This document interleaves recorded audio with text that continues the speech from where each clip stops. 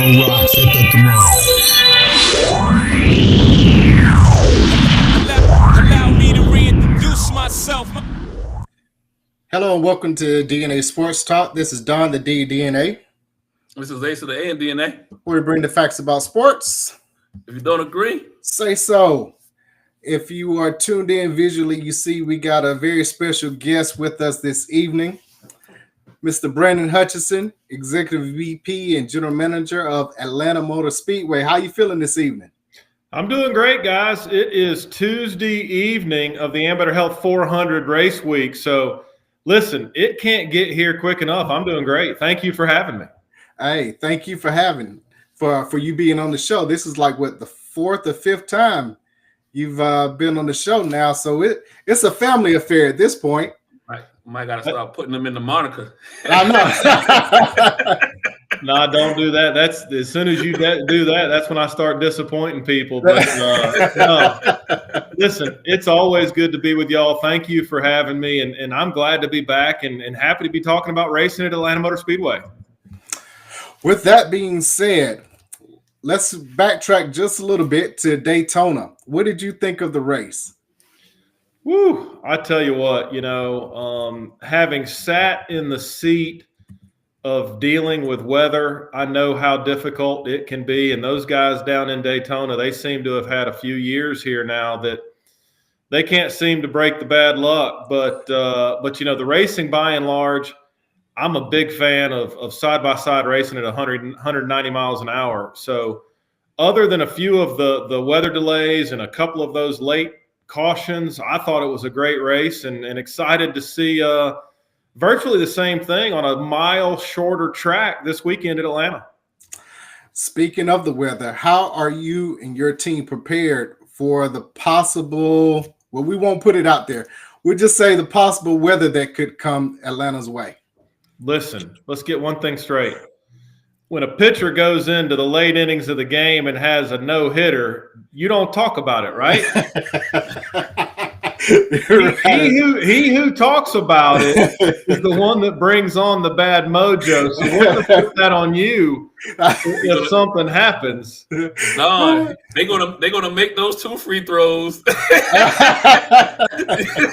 He's gonna make the field goal. He's gonna make the field goal, right? You know what I mean? Listen.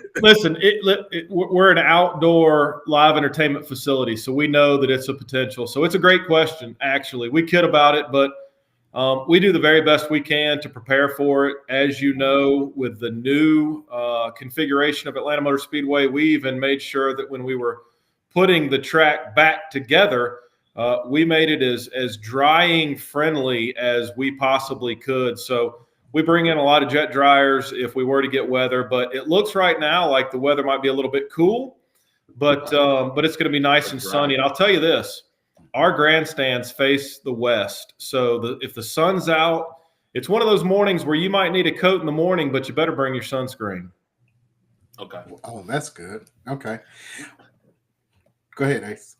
So we probably gonna get into it, Don, but I got a question. So you answered the part about the fans and the attendance. Do you kind of have an idea how that affects the drivers and the pit crews when it comes to having a possible colder track?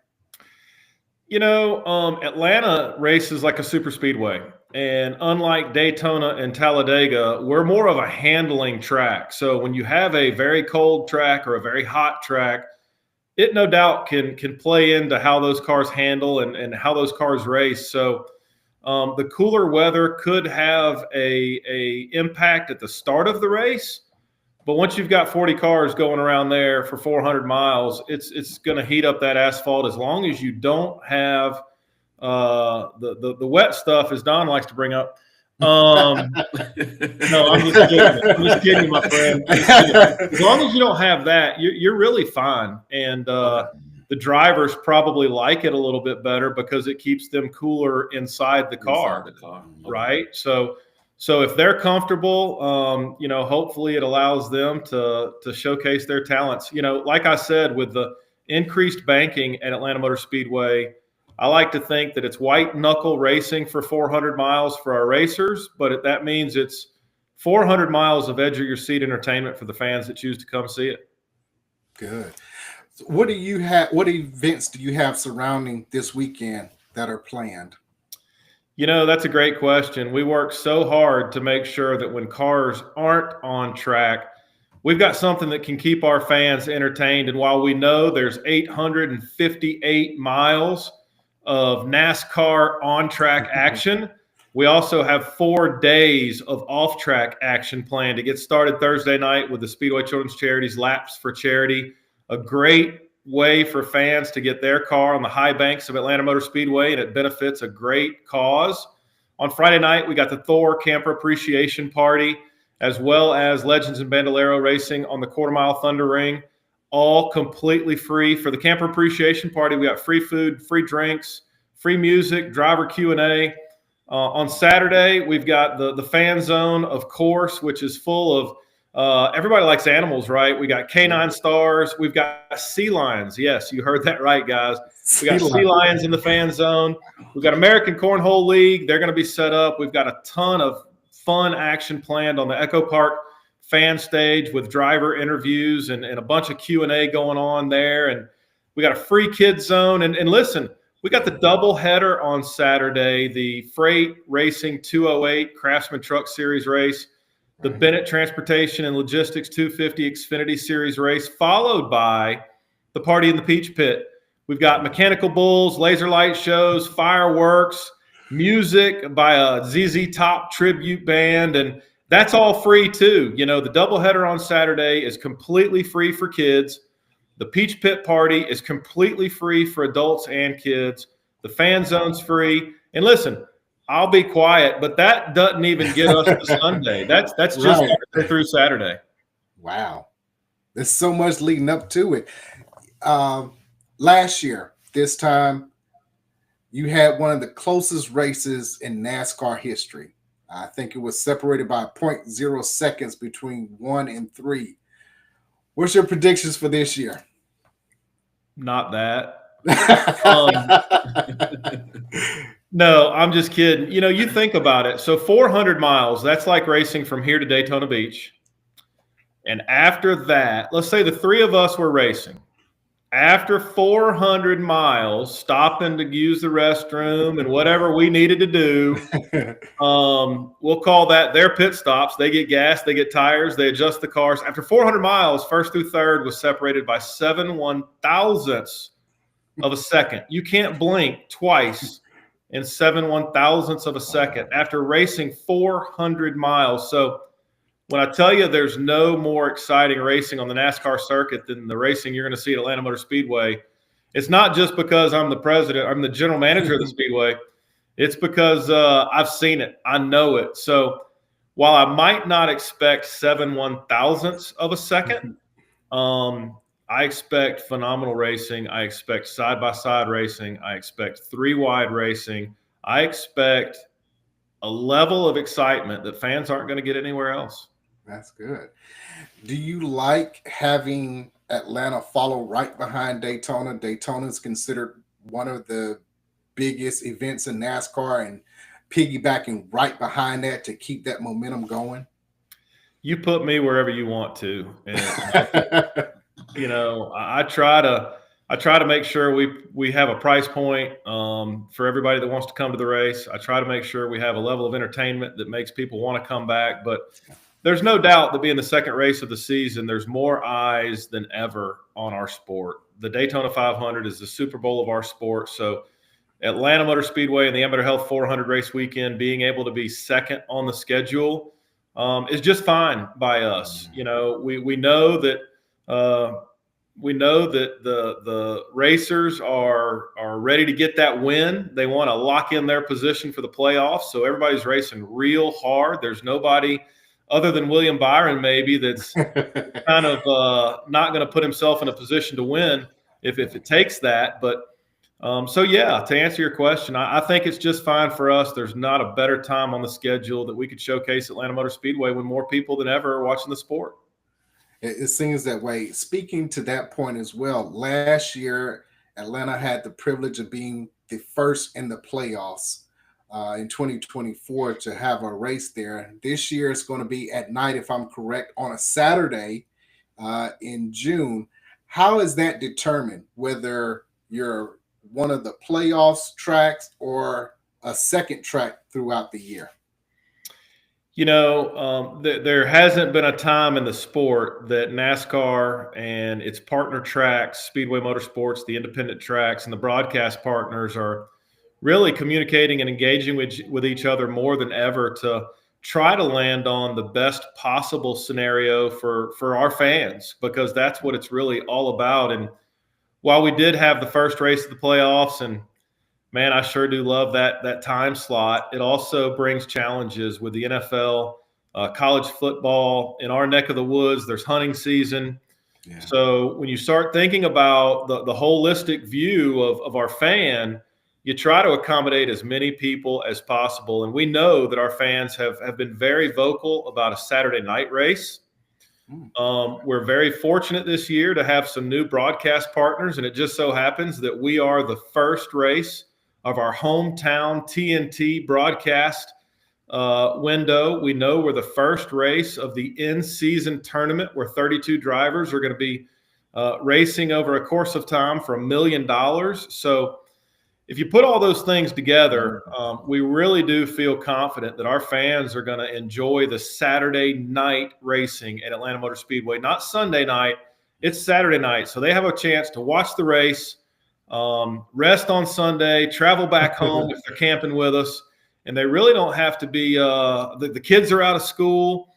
Don't forget, kids are free for our support races. Kids are only $10 for the cup races. So we really felt like it was a chance we were taking, but one that was worth it to try to give our fans a better opportunity to see the race. I was just going to point out that this weekend you kind of missed all the traffic in the sports world, because this past weekend you had the All-Star with hockey and with basketball. And so granted, Daytona is that, that big shiny start for the season, but now this weekend you have everything to yourself as far as when it comes to sports. It's just your regular season when it comes to college basketball and the NBA. But this weekend is all eyes on Atlanta Motor Speedway. Very well said. The NBA All-Star game has wrapped up, and I don't even think that the Hawks play again until Thursday night. Hockey, we don't have a hockey team, but those who are watching hockey, it can definitely be a fun sport to watch, especially if you're watching USA and Canada the first 9 seconds. Yeah. But you're exactly right. We do have the baseball spring training going on. We've got the Atlanta United opening up Saturday night. So we're certainly aware of what's going on around us, but you're right. We couldn't land at a better spot in the Atlanta professional sports schedule than where we are right now. And give us a rundown again of what we can expect from the fans' point of view this weekend at Atlanta Motor Speedway. Well, listen, you can expect a group of people who have worked real hard to make sure that if you choose to come to Atlanta Motor Speedway, you're going to get as much bang for your buck as you're going to get anywhere in professional sports in town. Kids are free on Saturday. Kids are only $10 on Sunday. We try to be as cost efficient as a matinee movie. You can bring your cooler in to Atlanta Motor Speedway. So if you want to pack your cooler full of pre-made sandwiches, you can do that. And even if you run out of those sandwiches, guys, you can go back to your car and get more sandwiches if you need it. So we know we've got plenty of good food and beverage opportunities in the venue, but again, it's just a way for us to try to stay as cost effective for families that want to see a NASCAR race as we possibly can. So again, to answer your question a little better, they're going to see 858 miles of edge of your seat entertainment. If you hadn't seen a NASCAR race, you got to pick one of the races and come to Atlanta Motor Speedway. It's in your backyard. It's the best 40 racers in the world. It's a great value. And look, we've worked real hard to make sure that if you choose to come, you're going to have a good time. So go to AtlantaMotorspeedway.com, check out a price point that works for you and your family. If you'd rather talk to somebody live, you can call us at 877-9-AMS-TIX. We've got ticket agents that are eager to talk to you. And again, try to find a price point that works best for you. So come to Atlanta Motor Speedway. The Amateur Health 400 race weekend is upon us, guys, and we're excited about it. You beat me to it, Brandon. I was about to say, I know everything's about sponsorship when it comes to NASCAR. And I was going to say where they should go in order to get the ticket packages and who you're sponsored with. But you go to the website, it will pop up. Go tickets will pop up, and then you got your packages set up. So you beat me to it. Well, listen, it's just I'm honored to have an opportunity to talk to you guys tonight. Again, we're old friends, right? But we may have some old listeners, we may have some new listeners. I just want everybody to know that if you choose to come to Atlanta Motor Speedway, we know you work hard for your money. We know you choose where to spend it. If you choose to spend it with us, we're going to do the very best we can to make sure we take care of you while you're there, help you create memories that you'll want to come back and experience again. All right. One other question. What changes have you seen in the last few years that have really stuck with the fans and have caused you to say, okay, we got to do this again this year?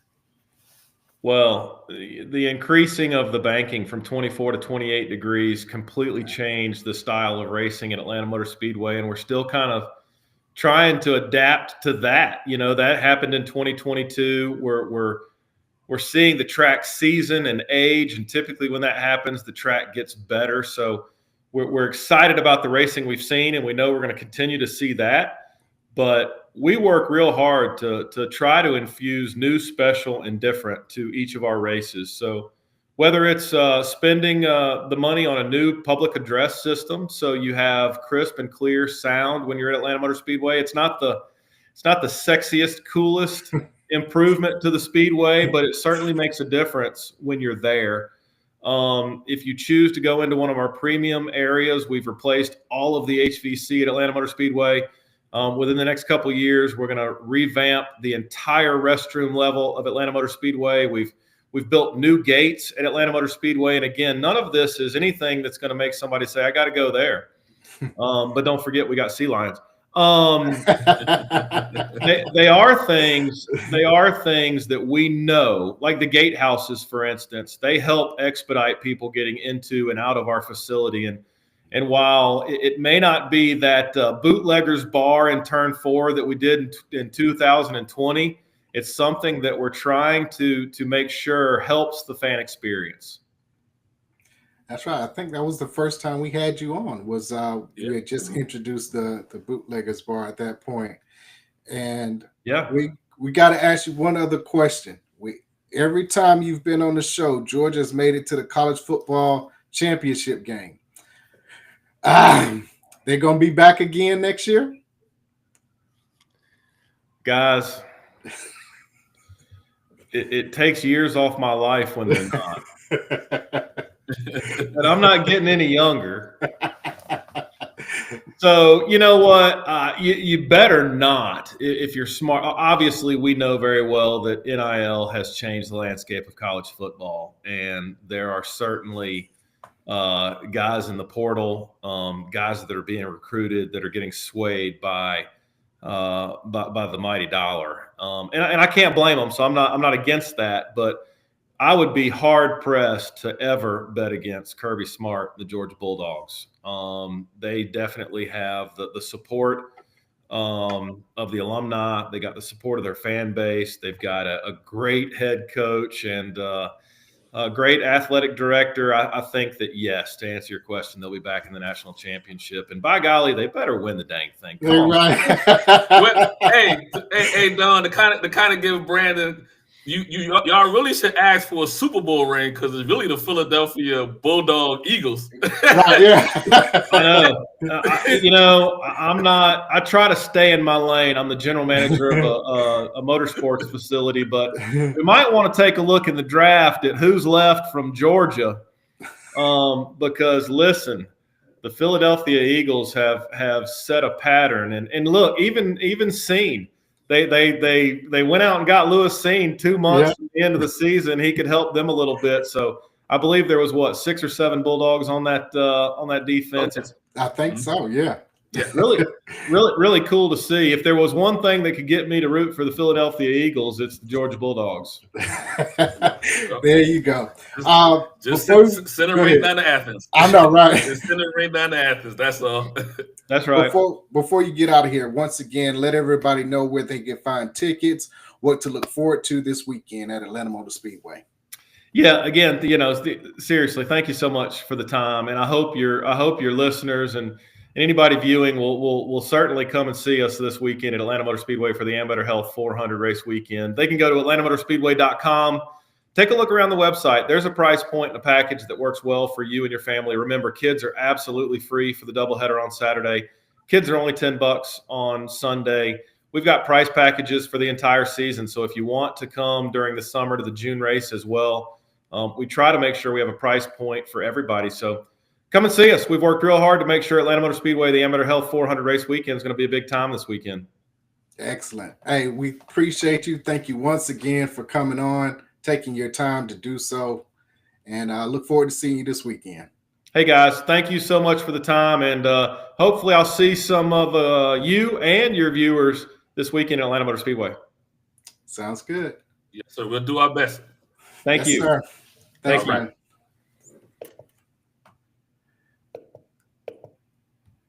And again, that was Brandon Hutchison, Executive VP and General Manager for Atlanta Motor Speedway.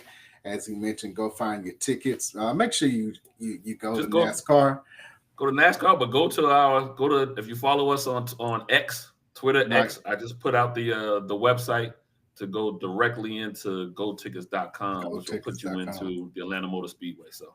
Yeah, always great having him on. Oh yeah, so that you, as fans, can understand what NASCAR is all about, and slowly but surely, we were tongue in cheek about the NBA All-Star and everything, how it was,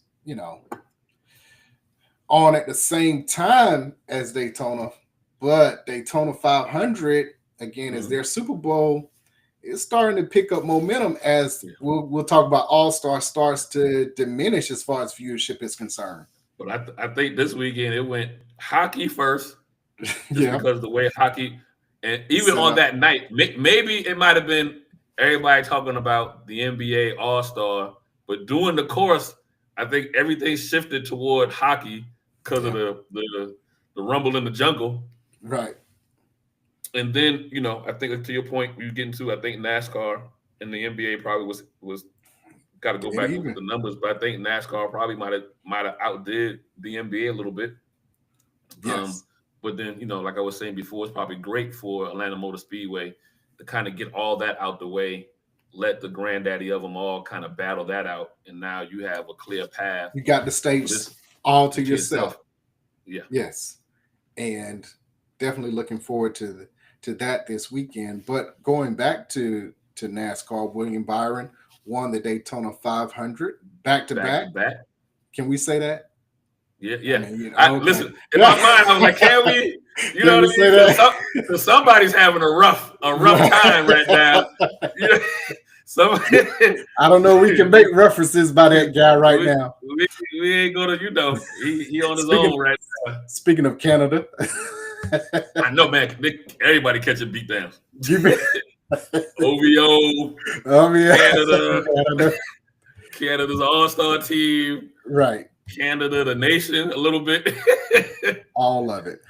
But it was excellent racing at the Daytona 500. And looking at it, you would have thought Logano was going to win. He won stage one. Then also Ryan Blaney won stage two for Team Penske. And he had to start all the way at the back at one point, about midway through the race, and raced himself all the way up to fifth before there was a wreck in the last, I think that one occurred the last 20 laps, where he was trying to make a push to get back to the number one position and ended up having a wreck. Trying to remember who, somebody kind of came down and cut him off, and then it kind of led to him having to sing like downshift, and at that point caused a wreck. And then of course at the end, as Brandon mentioned, being a super speedway, one coming out of turn 3 was the last huge wreck, but it was whoever could get past the carnage that would win, which happened to be William Byron. I think he went from 9th to 1st. Yeah. Just being able to avoid all of the wrecks that happened. I see you trying to give old boy his props on a couple of these little references. Be careful. Hey, you know.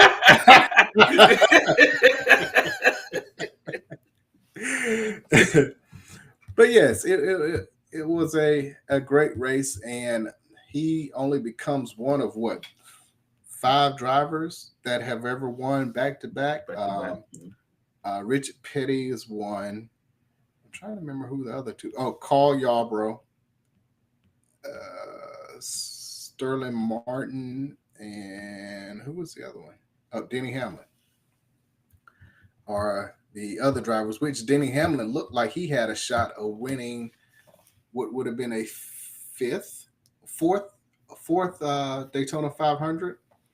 But as soon as he got into the first position with about 3 laps to go, maybe 2, I was wondering if he peaked too early, but he got involved in the wreck, and of course wasn't able to win it, but he was right there.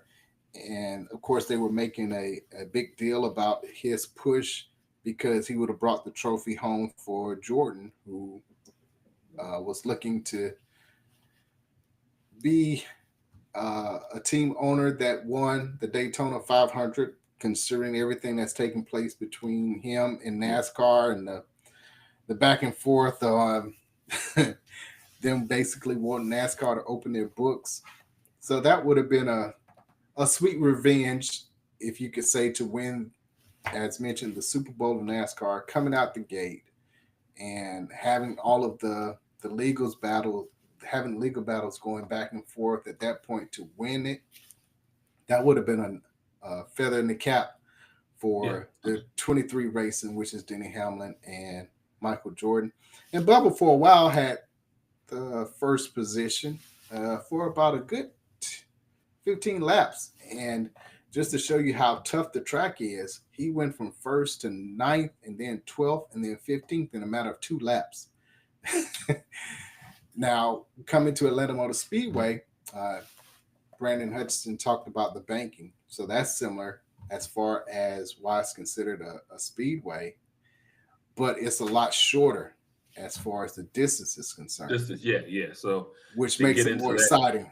Exciting, yeah. So you can get into that curve and that straightaway much faster. Yeah, and it's kind of short, and it's short too. Short, yeah. So, but it slings you up into that, yeah, and it's really correct. You come out of it, and then you're right back into it again with the inertia. Yeah, you weren't ready for that. Look at you. With the inertia that comes. I need somebody to go in there and ask him to do 2 things: spell inertia and give a math problem to describe it. I just did. You come in and out of a turn into a short straightaway and then right back into one. With numbers. Is X to the Y or is Y to X? Don't worry about all that. Don't worry about that. Just know I used it in the correct context. Muskogee County at its finest. Yes, it is. But no, looking forward to Atlanta Motor Speedway again. Find your tickets at atlantamotorspeedway.com, and hopefully we'll have an exciting race like last year when it was Suarez, your boy Kyle Busch, and was it Blaney? I think it was Blaney. We always pulling 7,000ths of a second between 1, 2, and 3. We're always pulling for the home team, so we want to see Chase Elliott do well. Yeah. And then for anybody first time going, first thing you should buy is ear cover. You got all the little plugs, or get the plugs. Either one, just do one of the 2. Get the cover your ears or get the plugs. So then enjoy the feel of though. Yeah. You got to be able to feel. Oh yeah, as far as the speed of it, just the speed and the rush the cars. But get the plugs though. I don't want you to have a headache the rest of the year. And if you don't get plugs, they have you 2 Excedrins. One of the 2. Or go to the bootleggers bar and have a few drinks and you drink it away. You'll be all right. Be just fine. Be responsible though. We got to tell them Be responsible. Be responsible. Be responsible. Please. But you can do one of those 3 things. Get earplugs until you get used to it. Yeah, after a little bit. A while, you want to hear it. But yes, just to start off. But make sure you enjoy yourself now. And when in Rome, cheer against Kyle. See, there you go. Listen. That's why he stopped following us on social media. Because of you. I'm just telling you. Because of you. I was in Rome. They were booing him. I was booing him. I was looking around. We'd have got blocked by Cal thanks to you. Because you'd have booed I was looking around. I was booing him too. Y'all booing him? I don't know why, but okay. Boo that man. That's what you boo that man. He is not like that. He's definitely not. But that was this time last year. Of course, as mentioned, the first playoff race took place in Atlanta back in September, the first weekend in September, in which Joey Logano won, who we just mentioned. Fought real hard. Even his team, I don't know how they got his car. He had one of the fastest cars, but he was in several small wrecks. Nothing serious to the car, but they worked on his car every way but Sunday, and he still had a chance to win at the end. And coming back now after having won in Atlanta in the fall, he, along with Chase, as you mentioned, are probably going to be the 2 drivers that'll be favored to win. Chase because he's the hometown hero, Logano because he won in September, and William Byron, as mentioned, once you win, you're automatically in the playoffs. Yeah. He'll race well, but he's not going to push for a win, I don't think, because it depends on what kind of car he got. Yeah, but he's not going to push to get in because he's not going to push to win, rather, because he's already into the playoffs. I guess, yeah. You still want to race well. I'm not discounting that. You show up to win, correct? But if there comes a situation where maybe you can help a teammate, yeah, I got you, yeah. You're like, okay, let me help a teammate to get in to give ourselves as a team better chances in the playoffs, because you're going to need that particular person in the playoffs. Even though all the drivers are allowed to race, it will help for their team overall. So, yes, looking forward to it this weekend. Thanks again for Brandon Hutchison for coming on and talking about Atlanta Motor Speedway. Let's go to the NBA All-Star events. We brought it up. If you look back at Friday's events, they were the first ones to do the teams against teams. Of course, they implemented that this year for the first time with the actual All-Star game with the Rising Stars. Do you like the new format for the All-Star game itself, where it's the 3 different teams, and then whoever wins the Rising Star, those 4 teams will play 240 for the semifinals, and then the final is first one to 40. I mean, I like that they're trying to do something, but I don't necessarily overall. I like that they're trying to do something.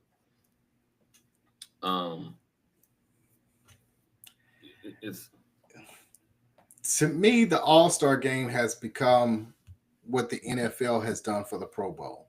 Mm-hmm. Yeah. They're trying every single gimmick to make fans want to watch.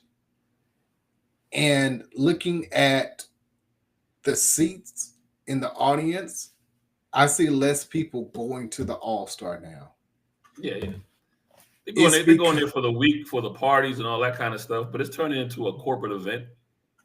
Yes. It's always been. It's always been, right. It's always been, but it's truly now a corporate event, and for anybody that lives in that area. So this time was in San Francisco, so you'll get those people there, but you're not going to get people trying to fly, for the most part, trying to go, yeah. Since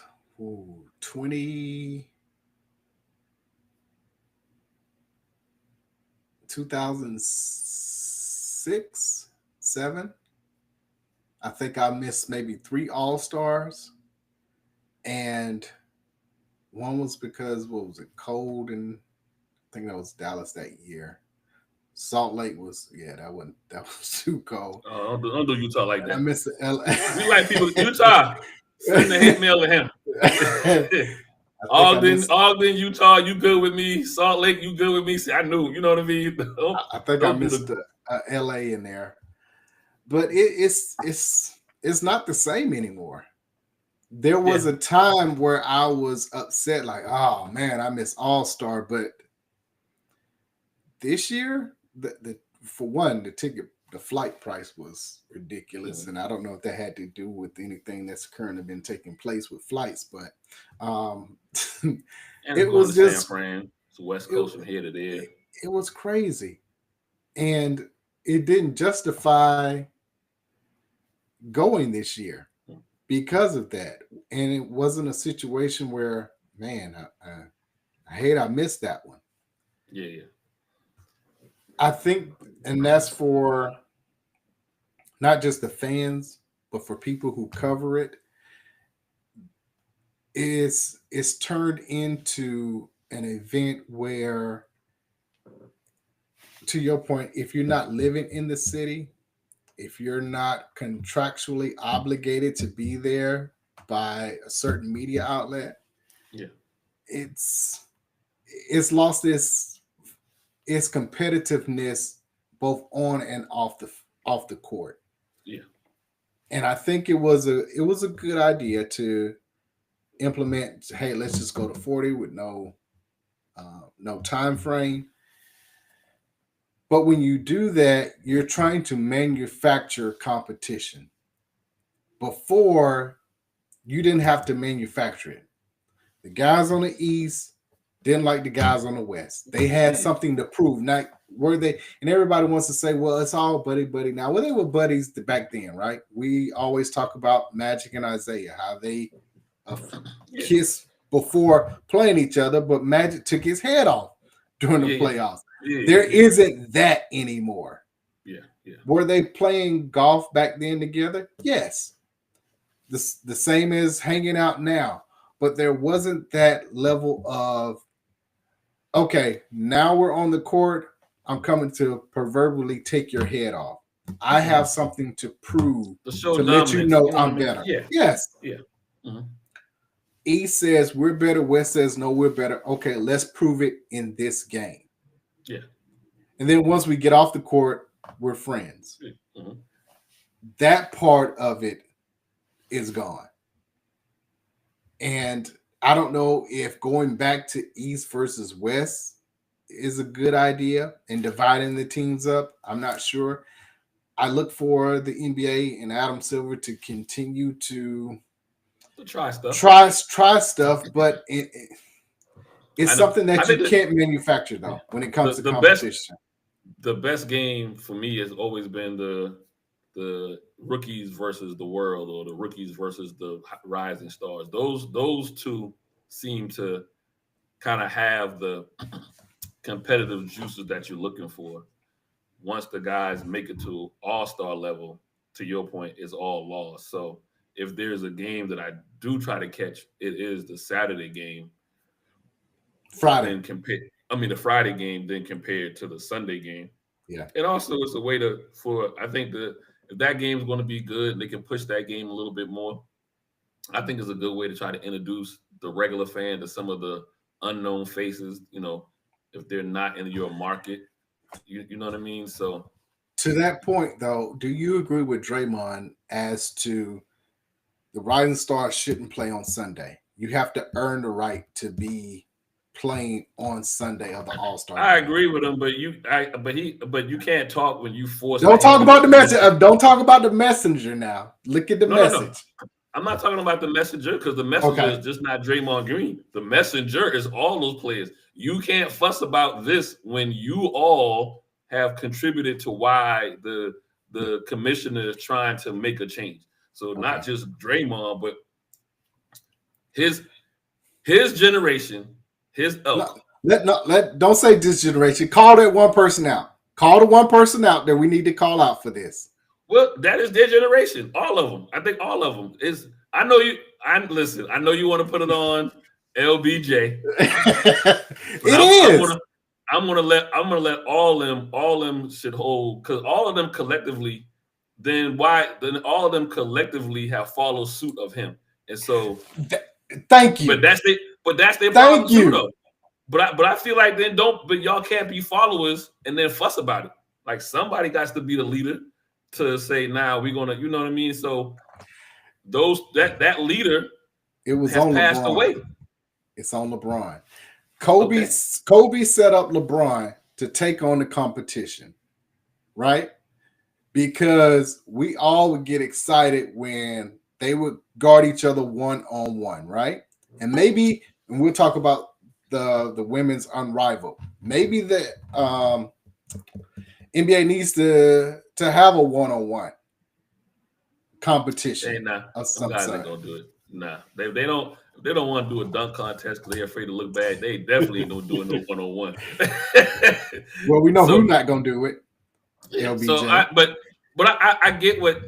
I get what Draymond is saying. I agree with him too. I agree with him on most of what he was saying, but I just feel like they have caused this.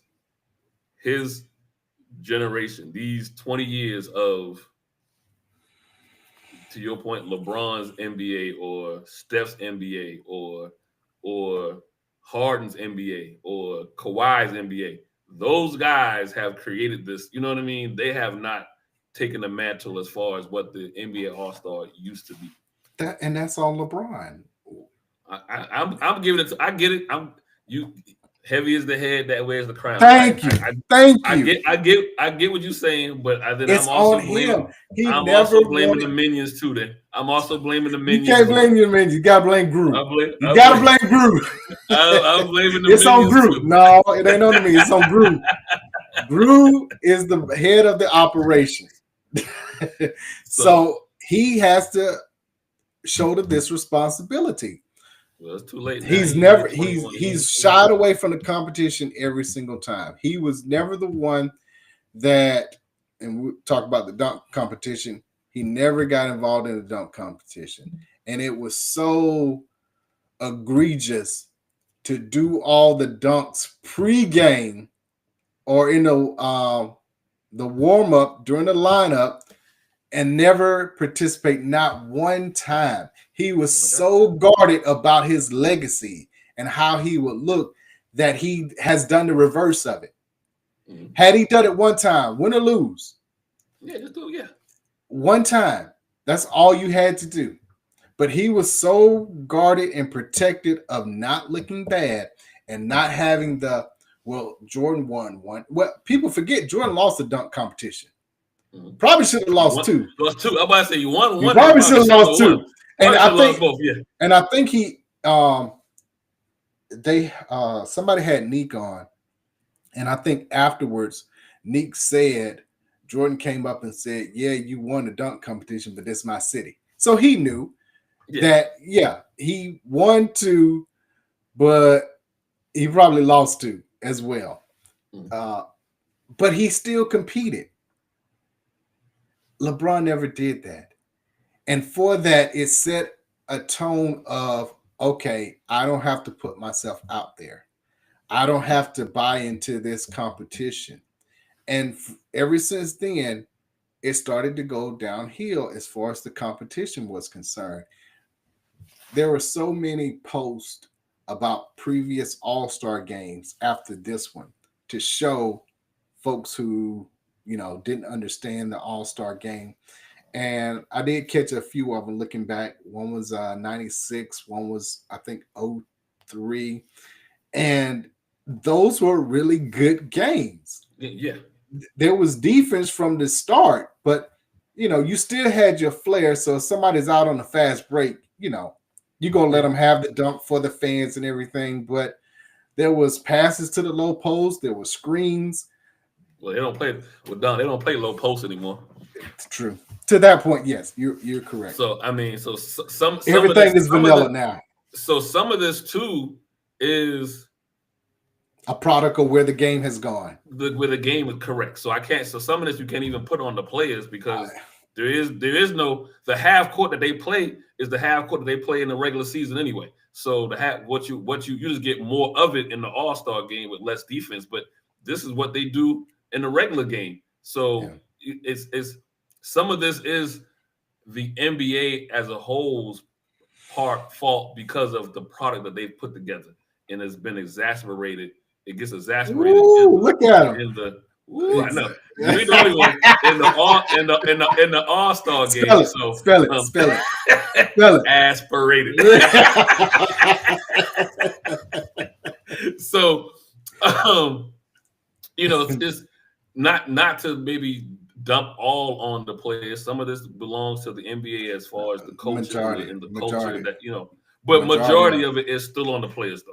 And the majority of it is on one player who had the nerve to decide an hour before the game that he wasn't going to play.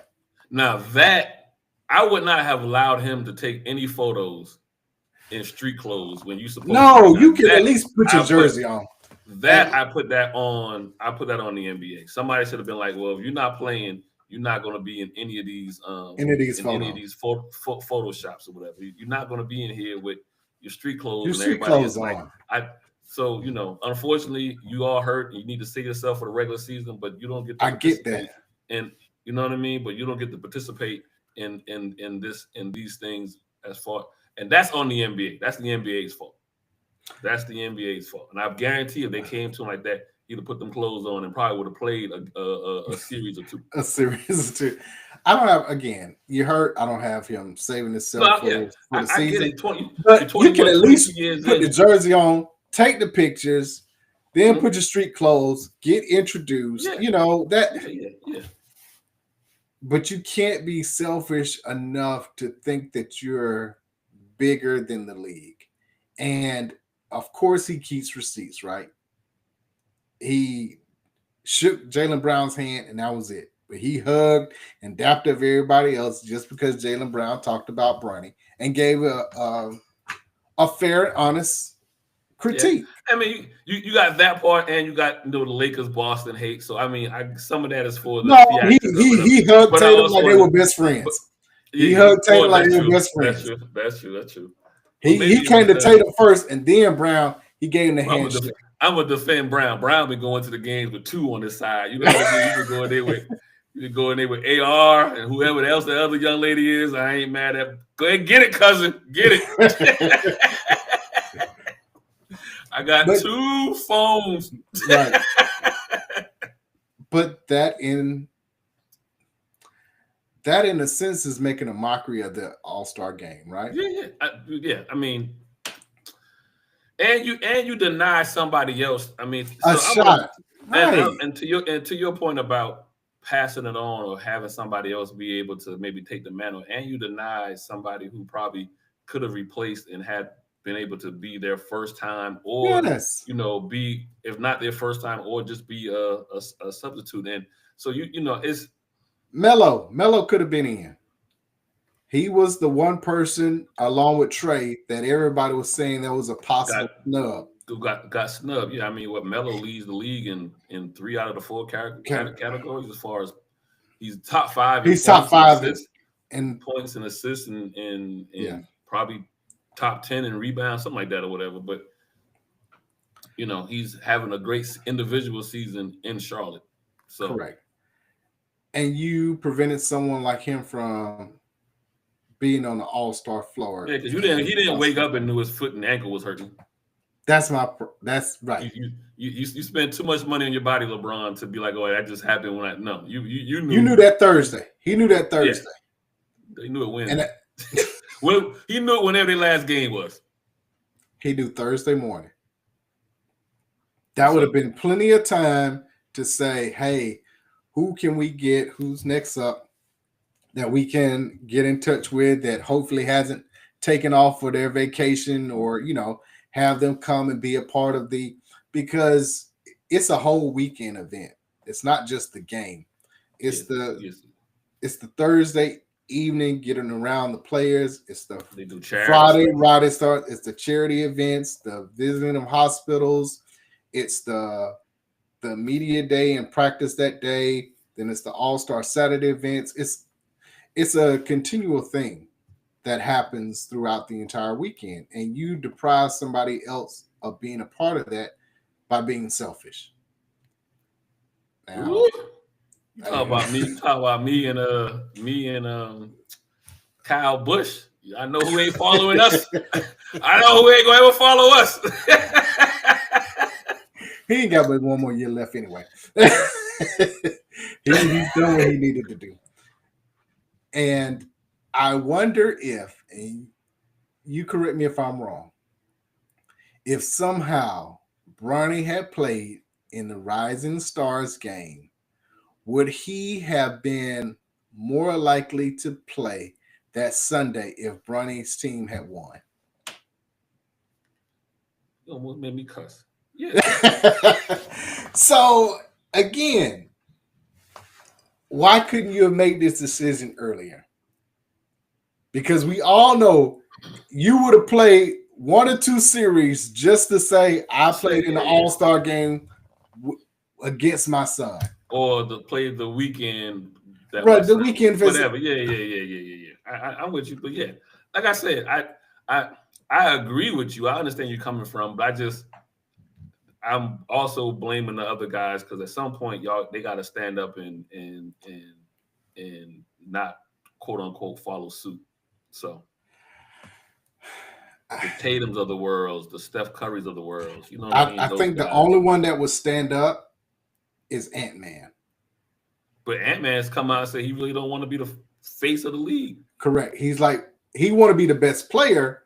I think, but as far as the face, he's like, let Wemby be the face. Yeah, I think Ant-Man is truly about ball right now. He's just, you know what I mean? He's not the business side. I hope I'm not putting words in his mouth, but I feel like right now for him is about ball and ball only. Yeah. And the business side of it is secondary for him. Yeah. In other words, that'll take care of itself. Yeah. Once I become one of the best players and get a championship, then everything else will fall in place. Yeah. But his goal is set. He would be happy to come in there with flip-flops and socks on every day and just ball. After that, you know what I mean? I think that's just how he run and shoot. I go to run and shoot. Right. You know what I mean? Correct. I just happen to be going to an NBA game, but I feel like that's his mentality, how he's approaching the game right now. Not saying he doesn't have a business sense, but to your point, I think that's secondary for him right now. Right.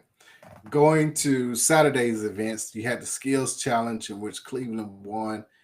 How did you feel about the Spurs being disqualified? Was it Chris Paul and Wemby? If you don't know nothing about Chris Paul, that you found out this weekend. As far as I'm not calling him a cheat or whatever, but you just. He Bill Belichick. He found a loophole in the system. Yeah, right? Yeah. I'm gonna try it. Yes, because certain things and have an attitude when I get caught. Certain passes, if you don't get on the first try, you go until the rack finishes out. Things like 3 or 4, so you just toss them up and keep going to have a higher, to have a better time. Excuse me. And yeah, he tried to play the system, and they got disqualified for it. Yeah. So that don't surprise me with Chris Paul, not at all. Tyler Hero won the 3-point shootout, and Dame was going for his three-peat, and got bounced in the first round. It came down to him and Buddy Hield. Buddy needed 2 of the last money balls. He ended up with 23. Hero had 24. Hield, of course, plays for Golden State, so he was the hometown favorite. Did you enjoy the 3-point contest? They should make the 3-point contest the main event, and in the dunk contest secondary. Yeah. Flip those two things right now. Because of the way the NBA is, right? Flip those 2 things, and then you should have a rack if you want to shoot it from the logo. You can skip it, but depending on how your points are, you may want to go. You know what I mean? So I feel like they can add that little twist in there without adding too much time, though, because it's only 60 seconds. Maybe you add 10 seconds, because you'll know after the first 2 racks where you at, and so that only for the final though, or throughout the semifinal and the final. Semifinal. Well, they only have first round. I don't want the final. Well, then only for the final then. Okay. Because you don't have to use it. You don't have to use it. I think what happened, they were starting to, if they make it the last event of Saturday night, you could possibly go back to having 3 rounds, first round, semi, and a final. It's tough because that's a lot of jump shots, for each round. If you competed in all 3, that you kind of get worn out. What you do is then if you do the 3 rounds, what you do is you take the 2 highest ones and they get to skip a round as a bye. Yeah, that's possible. Got to look at the numbers and make sure it's all even and kind of fair. Yeah. But if I come out and I get a high 20s, I should be able to skip the second round unless somebody else beats that. You know what I mean? And then that's why I'm saying where you don't have that 4-point ball. To your point, in the first round, you have it either in the semi or in the championship. The 3-ball, the logo ball, a little further back or whatever. So have another. Because then you make it then now you're talking strategy, right? Now you're talking, I gotta have in my head if I'm not at a certain point where I need to be, and I think for a lot of them they had the money rack, which is 2 points for each one. Either the next to the last or the last rack, knowing that, okay, here's my chance to make up some ground depending on what's happened in the first 3 racks. Yeah. I don't know. I think it's much easier to sit down and configure the 3-point shot and make it more competitive and interesting as far as a competitive thought process. Because the dunk contest, we've seen all the dunks. There's nothing else we can see. Is that what it is? Is it just because we've seen everything? I mean, we 50 years in, Don. Like, how many more? Unless somebody can take some super drug, and in the words of John Witherspoon, you know what I mean. I want to see somebody score 100 goals. His whole steroid joke that he had. Right. But, it was basically like, I mean. Humanly possible, what else can we see? Unless you get a guy like Conor McGregor, not Conor McGregor, that's the UFC guy. Conor McGregor, McClellan. Who all he does is just practice trick drugs. You know what I mean? But you can't really bring those guys in because this is the NBA weekend. I really don't want to see, G League guys. I want to see stars from the actual league perform in this. And congratulations to him on 3-peat. First time anyone has ever 3-peat as a dunk competition. Y'all just throwing all kind of stuff in the Kansas City Chiefs face this weekend. Except for Dame, he stand over there with him. He didn't succeed. But to win it the 3rd time, he jumped over the main part of the car, almost tripped and fell. I think that's the other thing too. You got to bring out something so outrageous that it could be. Oh, the NBA had a problem when Blake Griffin did it, and he jumped over the front part, the hood of the car. But they don't want you don't want the guys to get hurt either. Get hurt. And guys ain't trying to get hurt. I mean, it's just that's why I say I think you go ahead. They just need to make a 3-point shot. The highlight of the weekend and then however Castle did hold his own in the dunk contest. I think it was just the fact that his first dunk was over the car. Like he came out the gate saying it was one of those lad birds, right? When the 3-point contest, which one of y'all coming in second? To jump over the car, he was like, okay, which one of y'all coming in second? Because this is gonna be my first dunk of the evening. And it's kind of funny that he's made more by winning the dunk contest than he has as contracts as a two-way guy or a 10-day contract player for the NBA. That he has, he's his dunking, right? His dunking has had the likes of the Ja Morants and the Aaron Gordons and Zach LaVines consider coming back to the dunk contest. I don't see them doing it though. This guy over here treating the dunk contest like an Uber job. I'm gonna go ahead and do some Instacart real quick, make a couple little change, and then go back to.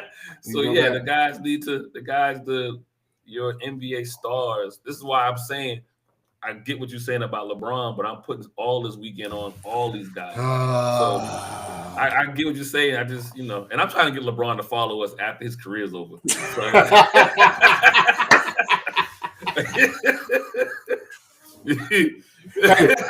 we're gonna be on there for this little snippet of he's selfish.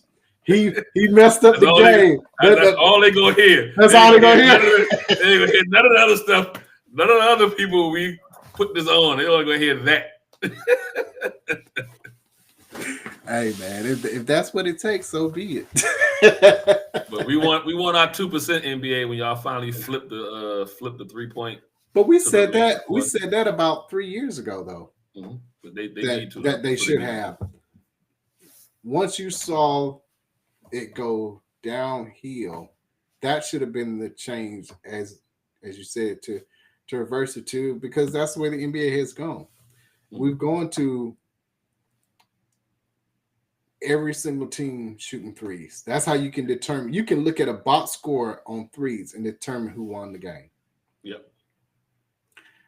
Before that didn't used to be the case. You can have a bad shooting night. Used to only be the case when Golden State was at their superpower. When the Hampton Five were in place. Watch the game and be like, man, if that 3-point percentage get over 35%, 37%, they running y'all out the building. That's it. Now every team has adopted that. Yeah. When it comes that style of offense, when it comes to the NBA.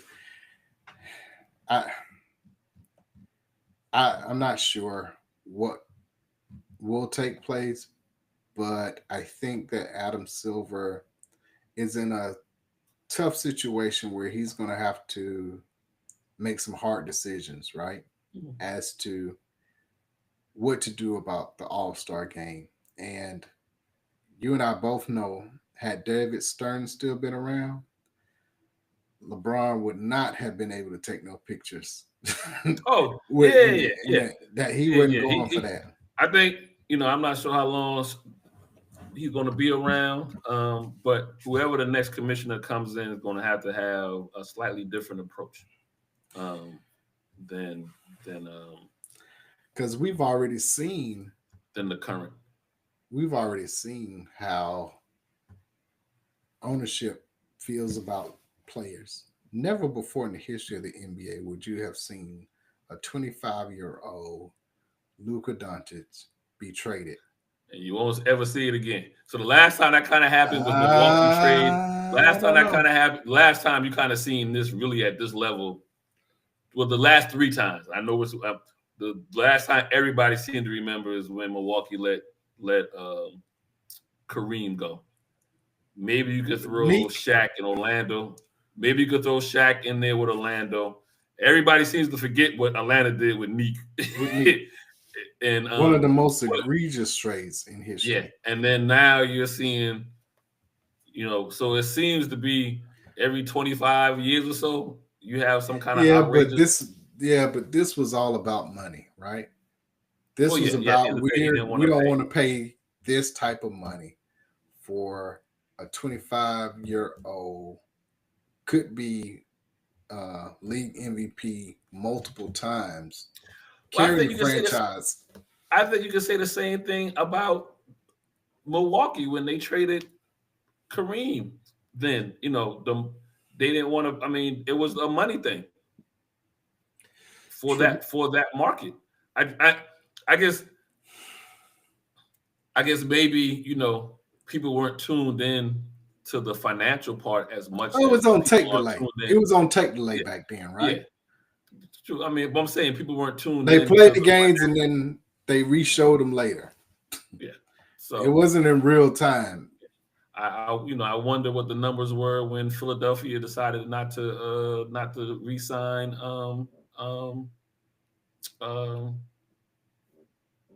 I can't call his name. He went to LA too. LA. From Philly? Yeah, the Kawhi? The center. This is back in the day. Wilt? Man, what's his name? Wilt Chamberlain. Yeah, Wilt left Philly and went to LA as well. Like everybody sees when they leave, they go to LA. Okay. Yeah. But I think Wilt was different. His wasn't part of a trade. Like this was a trade. This wasn't free agency is coming up and you're free to go, whether restricted or unrestricted, right? This was a trade. Yeah. I mean, I get it. Different. Which is then is on par with how bad Atlanta was a trade. And they brought back Danny Manning. And the excuse was he gets rebounds at a higher efficiency. And I was like, well, the name of the game is to put the ball in the basket. Right. He ain't gonna be getting no rebounds. The ball going in the basket. Right.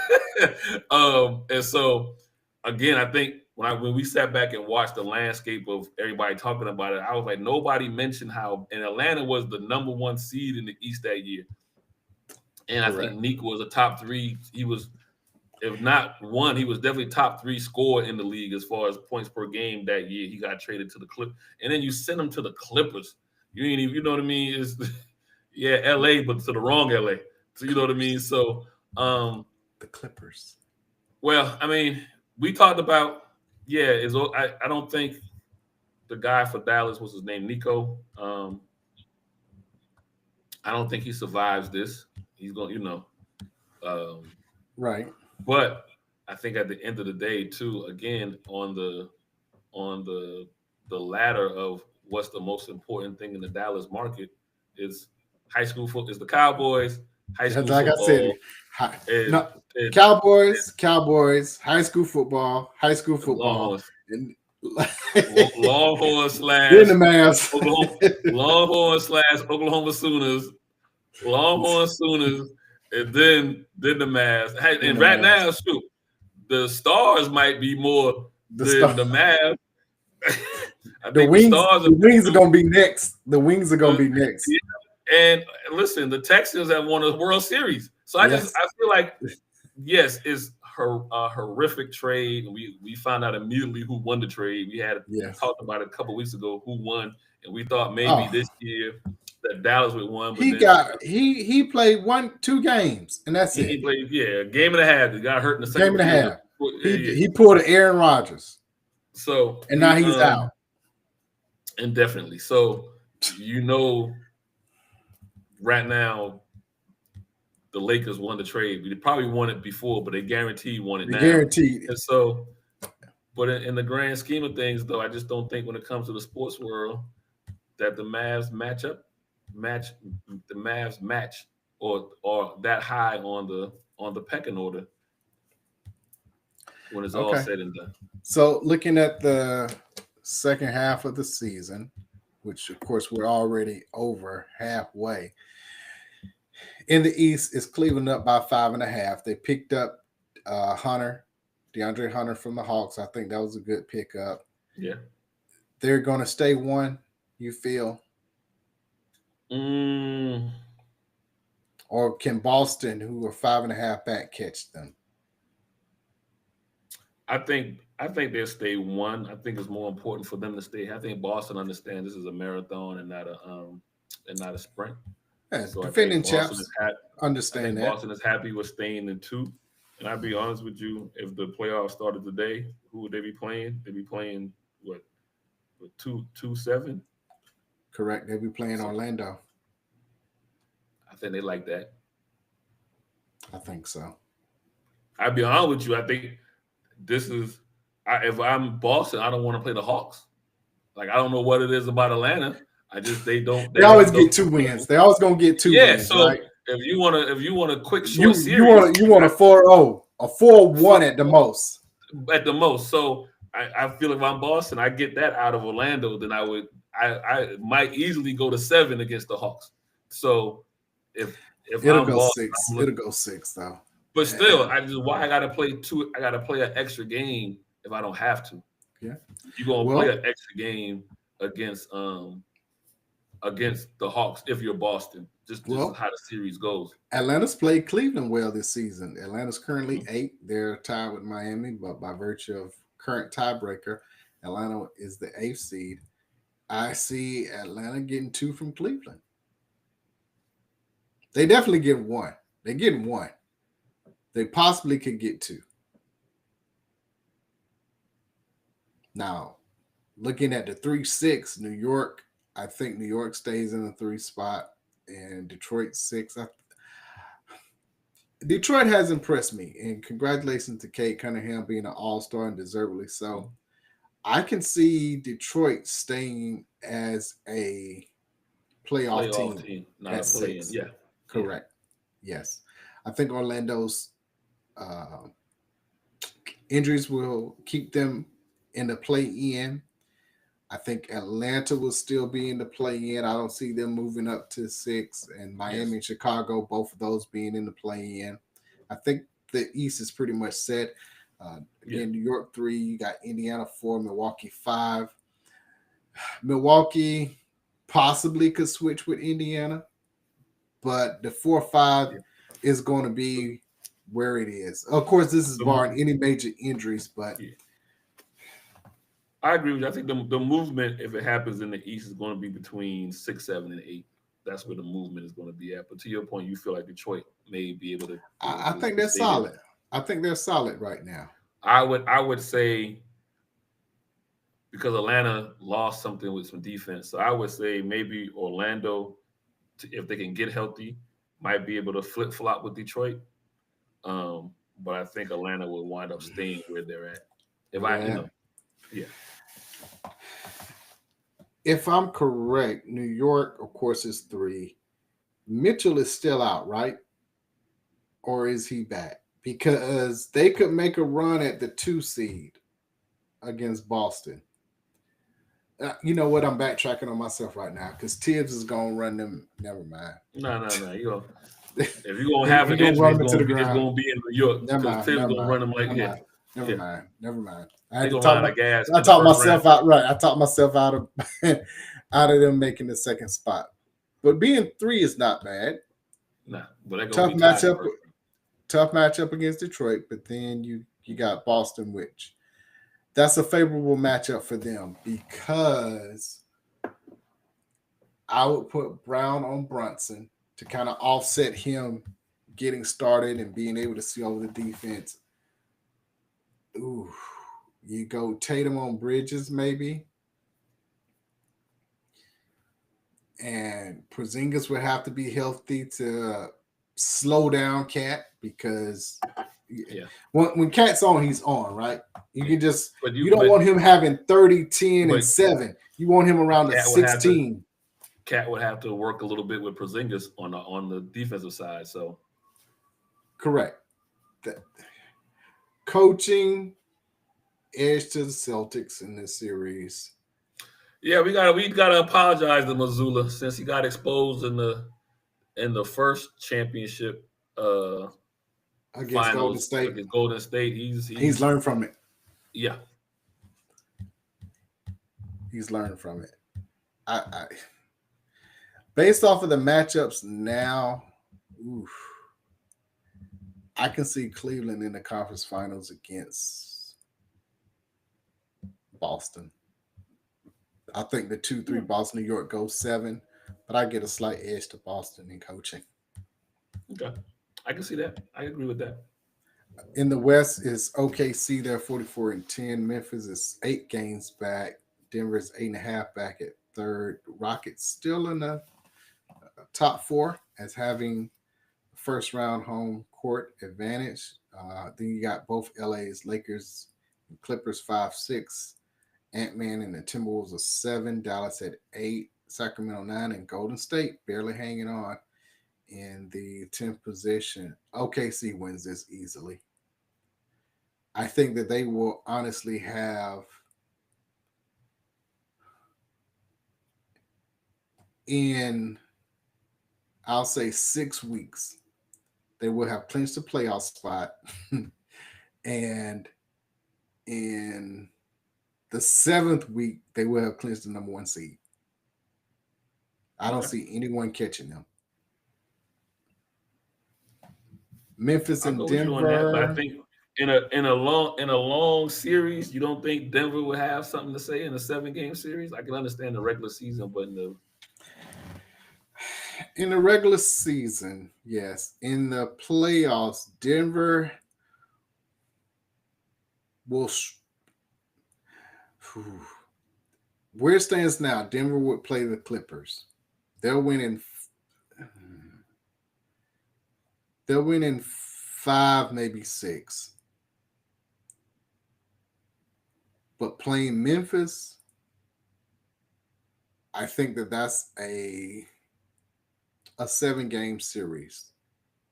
Minimum 6, maybe 7. yeah, I mean, I think that having gone correct 2 series going at least 6 both times won't be good against an Oklahoma City Thunder team that is young. Yeah. Denver needs to win those 4-1, 4-1 to have some sort of rest to get prepared for Oklahoma City. Now, the good thing I will say to your point of possibly going with Denver, if you play in Memphis, that's similar as far as a young team against Oklahoma City. But I think Oklahoma City learned last year how to win. And how to win, yeah. With SGA more than likely being the MVP, they'll be prepared. So you're going Oklahoma and Boston in the finals? That's what I'm thinking. Oklahoma City and Boston.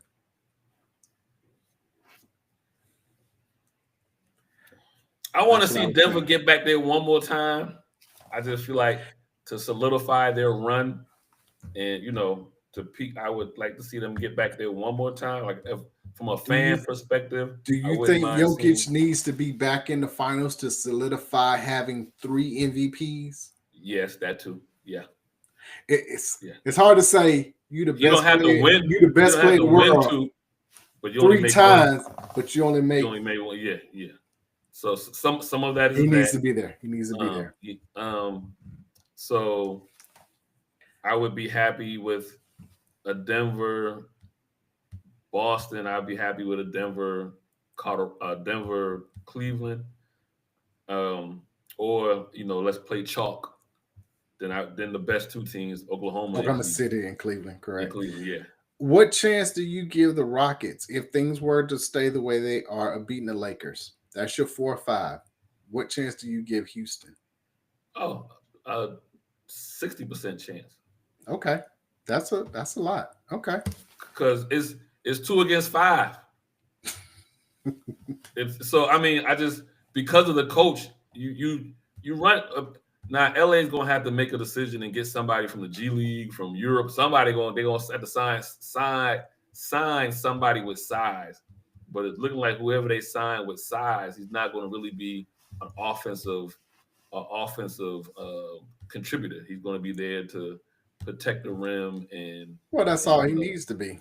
I know, but I feel like now with that being said, you asking LeBron and Luka to go 30 apiece. I just don't think that's sustainable for the rest of the season. I just You just, I think you need a third scorer. Who's that third scorer going to be for the Lakers? Is it going to be I can't call nobody's name. He just had 45 points. Reeves, Austin Reeves. But I mean, he did his scoring with neither one of them playing. You get what I'm saying? Like, you know, now he's going to have to go back to being a player off the ball, where it kind of seems like some of these guys, when you don't have LeBron or somebody ball dominant, these guys seem to play a little bit better when the superstars aren't there. So yeah, I think when it comes to, and because Houston has a good coach, I think they become easier to deal with in a 7-game series. Now, maybe night to night, LA will look good. You know, any given day during the week, Wednesday or Saturday or whatever, they'll look good, and you'll see the highlights with Luka or LeBron, 25 a piece or whatever, and everybody's gonna be like, "Oh, the best scoring duo we've seen," and whatever. But I think that gets shut down a whole lot easier in a 7-game series if you got the right kind of coach. And with Houston, they got length, so it's not even like, you know, I can switch and still have the same kind of size on either one of those guys. I don't see, if it winds up being Houston, I don't see LA being able to. That's why I'm giving Houston a big advantage possibly in that season. Now, if the coach wasn't there, I probably would then go LA. And that's the other thing. JJ, you trust JJ coaching? No. Do we know if JJ can coach and make some X's and O's and whatever? We've seen that with Nia. Yeah. I ain't never letting him forget. I ain't never letting them forget. Jay-Z need to do a new song and change it. Don't kneel long. Oh boy. So, but yeah, so I mean, and Duke, you talk about coaching who can do X's and O's, I think Houston has the advantage. Houston would have the advantage as far as just the youth and being able to get up and down. I think Houston has the advantage in having multiple players that, you know, can score. Right. They would have size. Like I said, that's depending on the Lakers can make a change or get some size at it. So right now, everything would favor LA. I mean, would favor Houston in that if that was how it would play out. That I can see and that. And that might the factor of hometown. You know, I got a thing for Houston, so.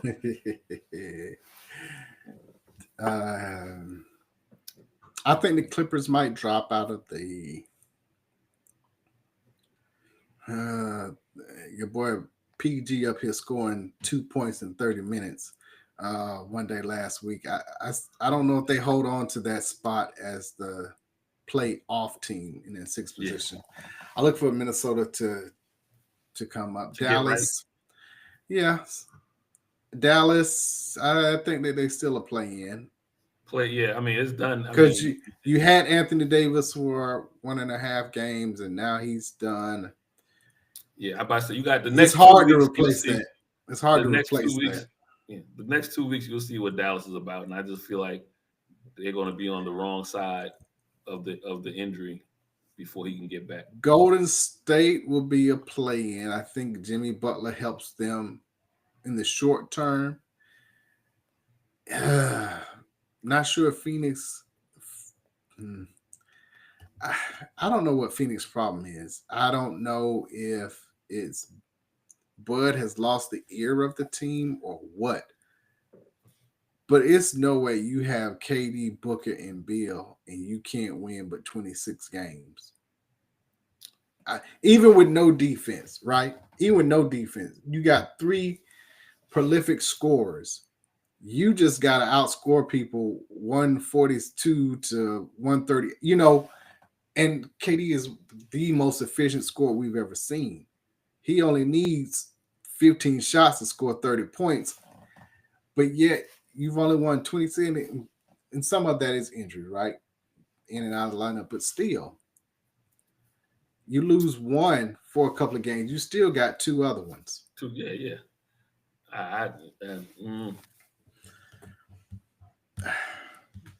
I'm not sure. That's what Phoenix get for letting Monty go.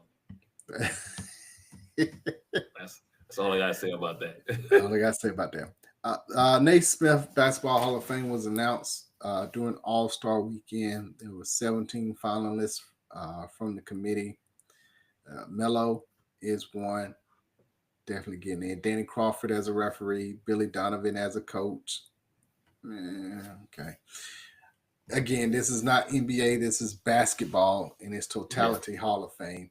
His back-to-backs at Florida, of course, puts him in that category. And he had some success in the NBA when he came. Correct. Success. Yeah. Dwight Howard, Mark Few as a coach, Marquise Johnson as a player, Buck Williams as a player, Sue Bird, of course, Sylvia Fowles, definitely, Jennifer Ozzie, and of course Maya Moore, Molly Bolin for the veteran committee, and Mickey Arison as a contributor. He has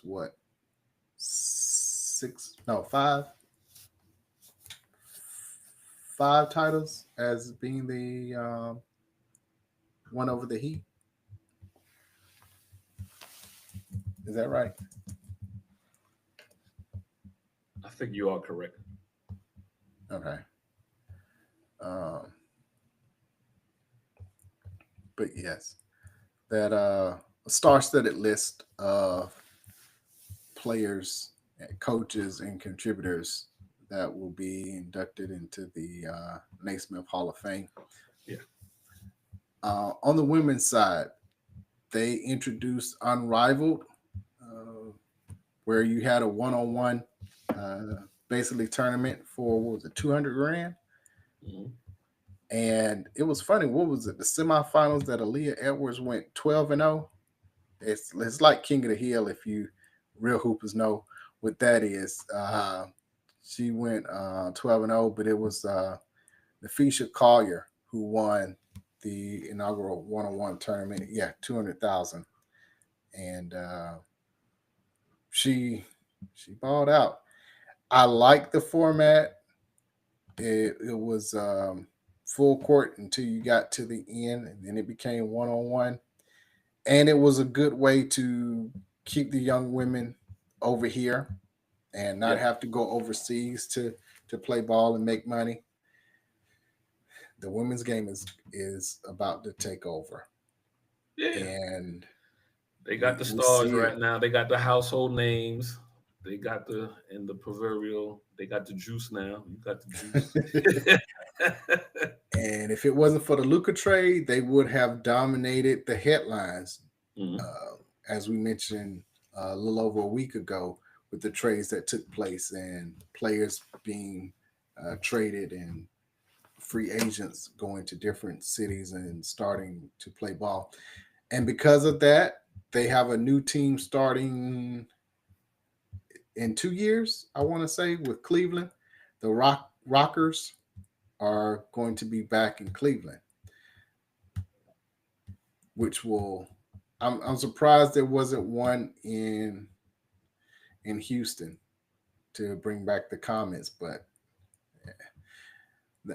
hopefully if these players continue to do well, there will be other teams where there are NBA franchises that will pick up WNBA teams going forward.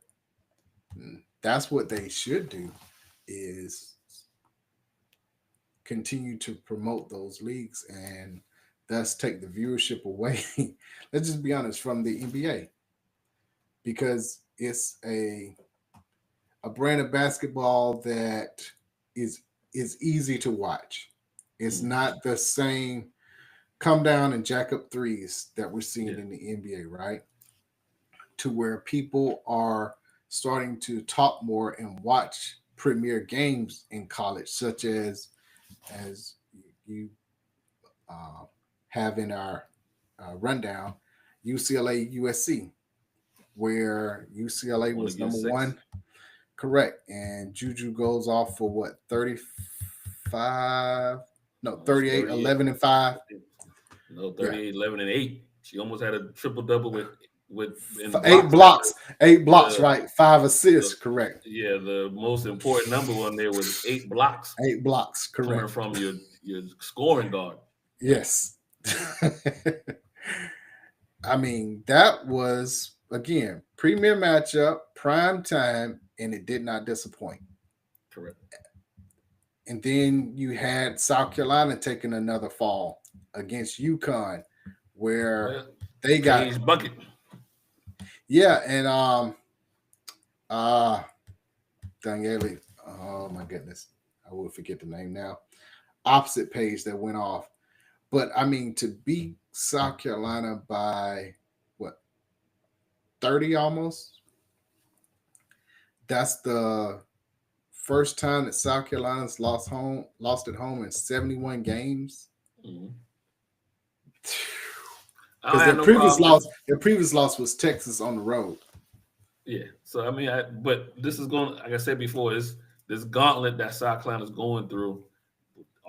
Don't be surprised they are hoisting the championship at the end of the year. They could fall to a 2 seed. They could fall down to a 2 seed, which might be better for them. It could be. It very well could be.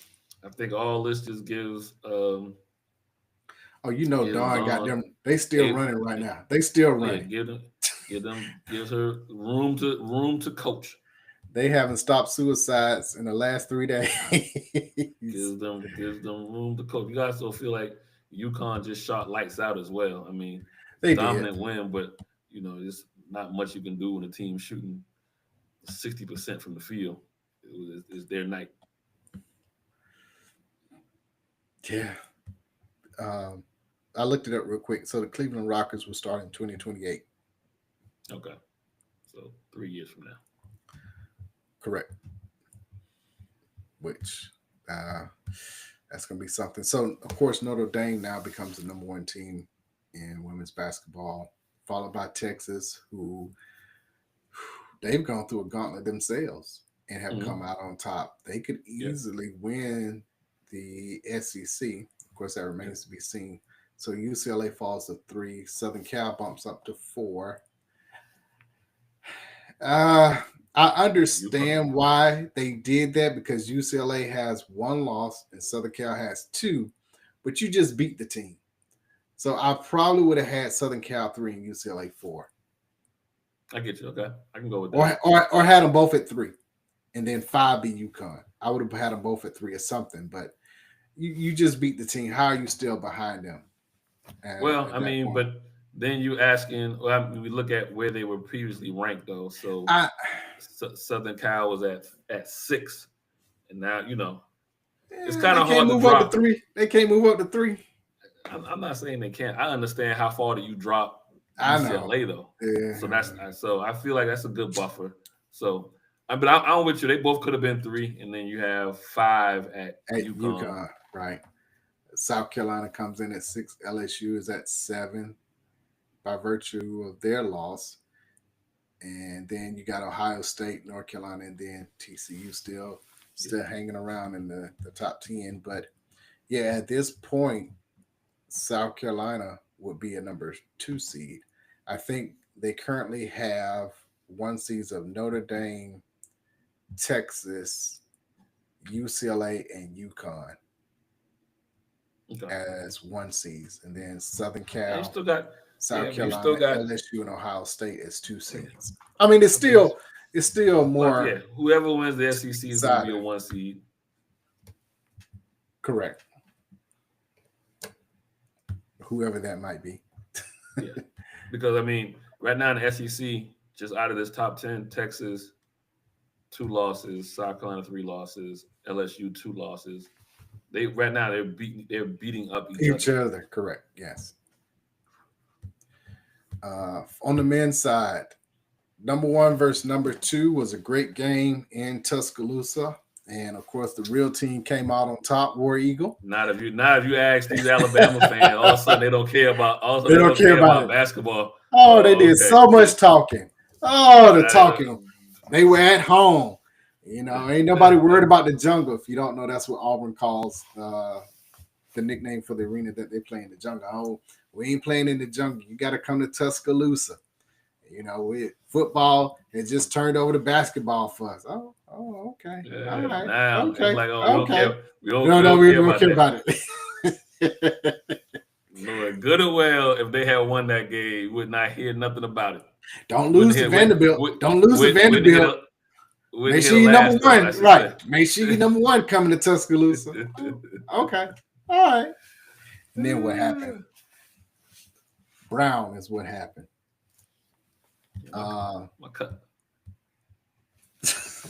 what? cousin's having a good week. I'm Broom. I said Brown. Broom went off in that game, and it was more so on the defensive side of the ball, but there was really no answer for him down low.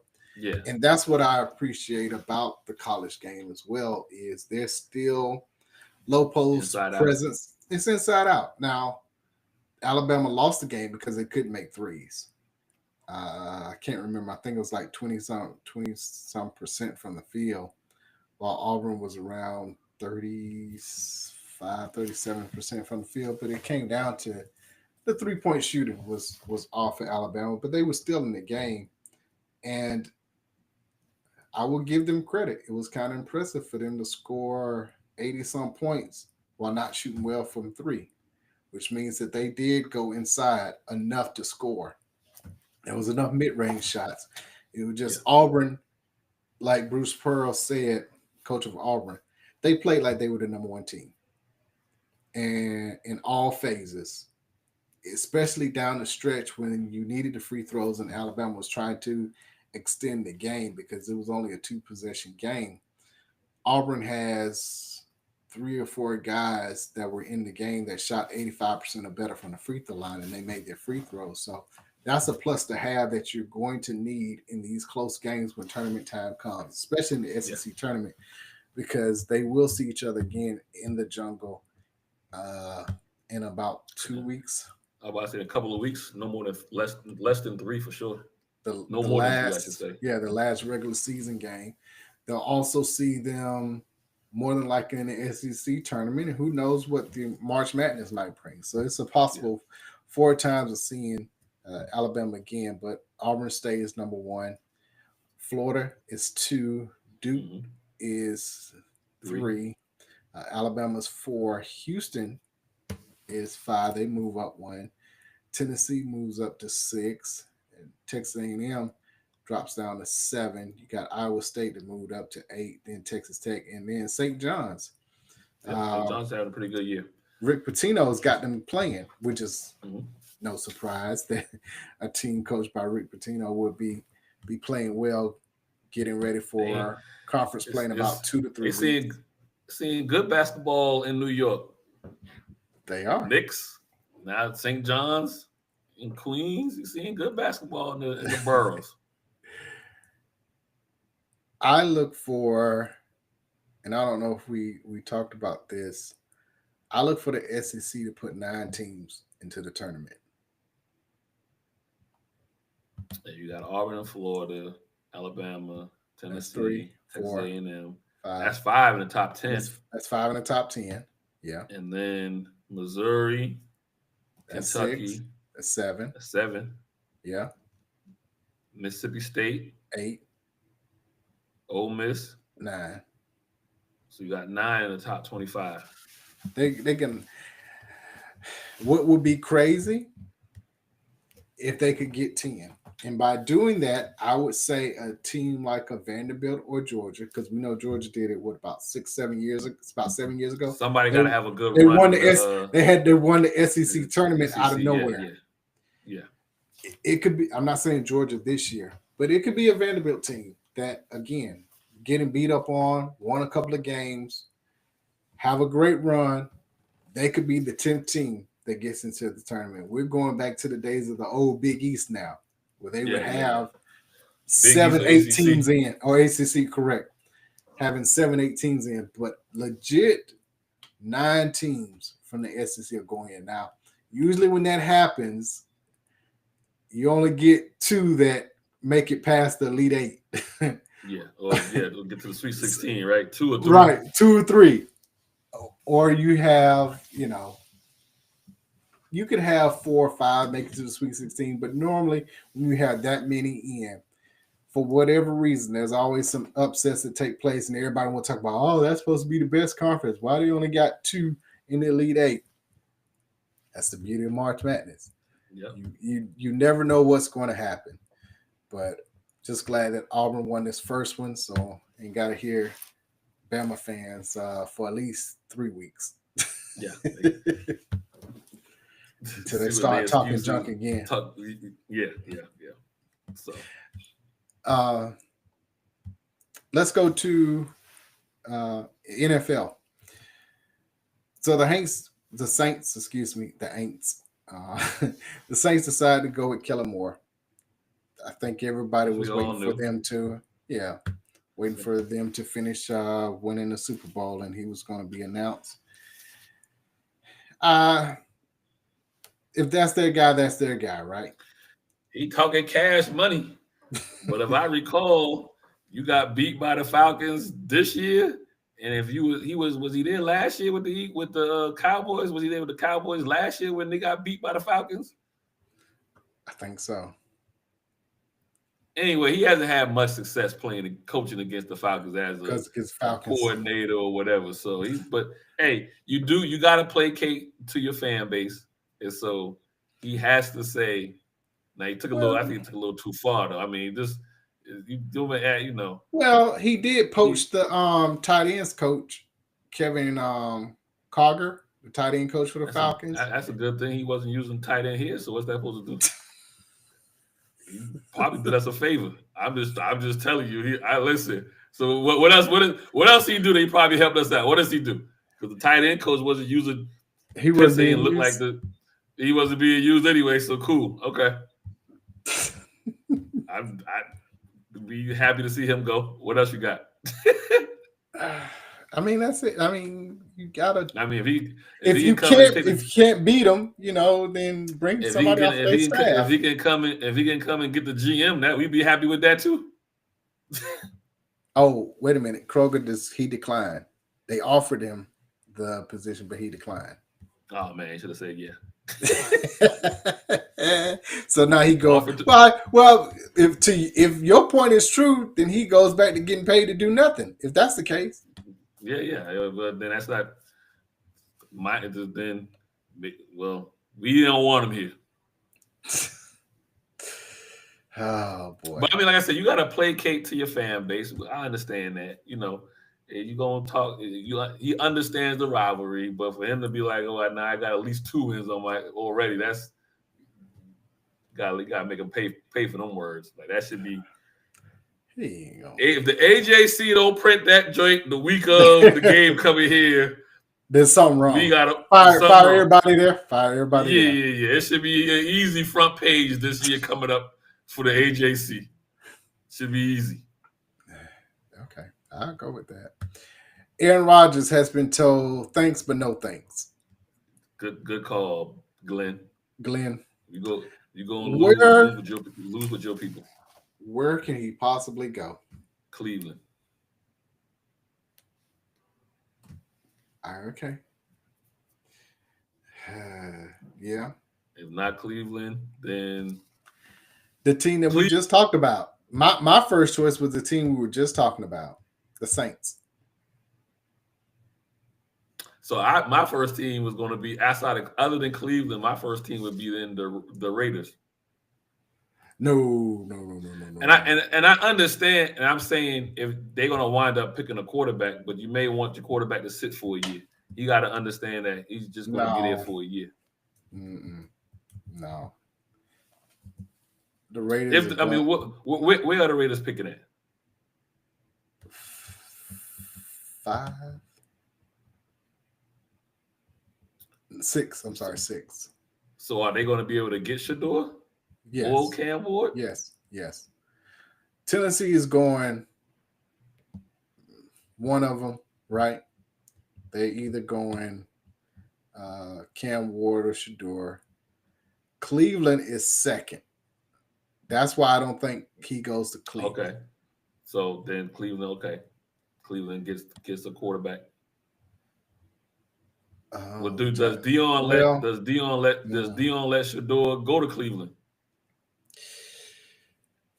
Because even if Deshaun walks, you still got to pay this man. They still got the arbitrage of having all that money on the books, and you ain't gonna be able to do nothing with your roster because you got to pay him. So does Dion let Shador go there?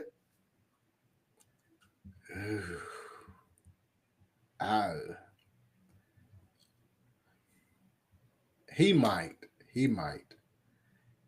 I don't know if he will pull a Manning move and be like, move. He said, I don't think so. He has said he would, but it would be behind the scenes. So Correct. behind the scenes, would the talk be, I don't want don't look at my son. Right. And then you got the Giants. Which surprisingly, I don't know which organization at this point in time is worse. I don't know if the Browns organization is the worst or the Giants are the worst. Oh, it's definitely the Giants. You can't let Saquon Barkley go, and then the very next year, in less than 12 months, he wins a Super Bowl with your rival. Like that's insult to injury at this point. And you don't have a quarterback. Correct. So the one you paid. Raiders with 6 could be in the running for a QB. Whether they move up a little bit to ensure they get who they want, that remains to be seen. Because you got Pete Carroll, the head coach now. Correct. And so I think, and you got a weapon there. You got a weapon with their tight end. Brock Bowers. Brock Bowers out of Georgia. So I don't know. But right now, I would go with Aaron Rodgers winding up in Cleveland. Boy, I don't know if I would want that when I'm so high up to be able to pick a quarterback, though. That's why I say the Saints. Because they. But I don't think Aaron Rodgers. I don't know if Aaron Rodgers wants to. Ninth, I don't know. Ninth. I'm just saying, I don't know if Aaron Rodgers is in the position where he can be like, he can. If I'm Aaron Rodgers, I would. Who has more talented roster? Is Cleveland compared to the Saints? No, because Myles Garrett ain't gonna be there. That's the the defense not gonna be better, but I think they got more offensive weapons than the Saints got. I'm talking about offensively wise. Yeah, but let's but let's look at the division. The South and the NFC is still a winnable division, right? Even though somehow, some way, Baker Mayfield and the Bucks have found a way when the I'm about to call them the Hawks, when the Falcons had it on a silver platter, a platinum platter, the entire division. They had 3 games up. They had a tiebreaker. 2 games. They had everything. It was and then Kirk Cousins gets hurt, and I don't know who dropped the ball on him being hurt and not divulging or putting him out there, whatever. But you had the division. That's another reason why I say not enough people got fired in the offseason, because when that news came out, I'm like, y'all, when that news came out, some more people. Everybody was like, okay, he got to be hurt. No, he's not hurt. Like, come on. We can see he's not throwing the ball. Something is wrong. That's a winnable division. Yeah, I get you. I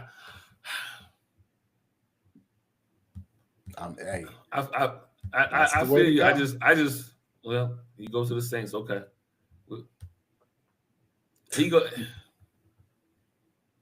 Yeah, if he goes to the AFC North, Pittsburgh, Cincinnati, Baltimore, it is a much harder. I'm with you. So that's a much harder division. And with T. Higgins being franchised, that keeps Cincinnati intact for now. With Burrow, with your weapons of Chase and Higgins,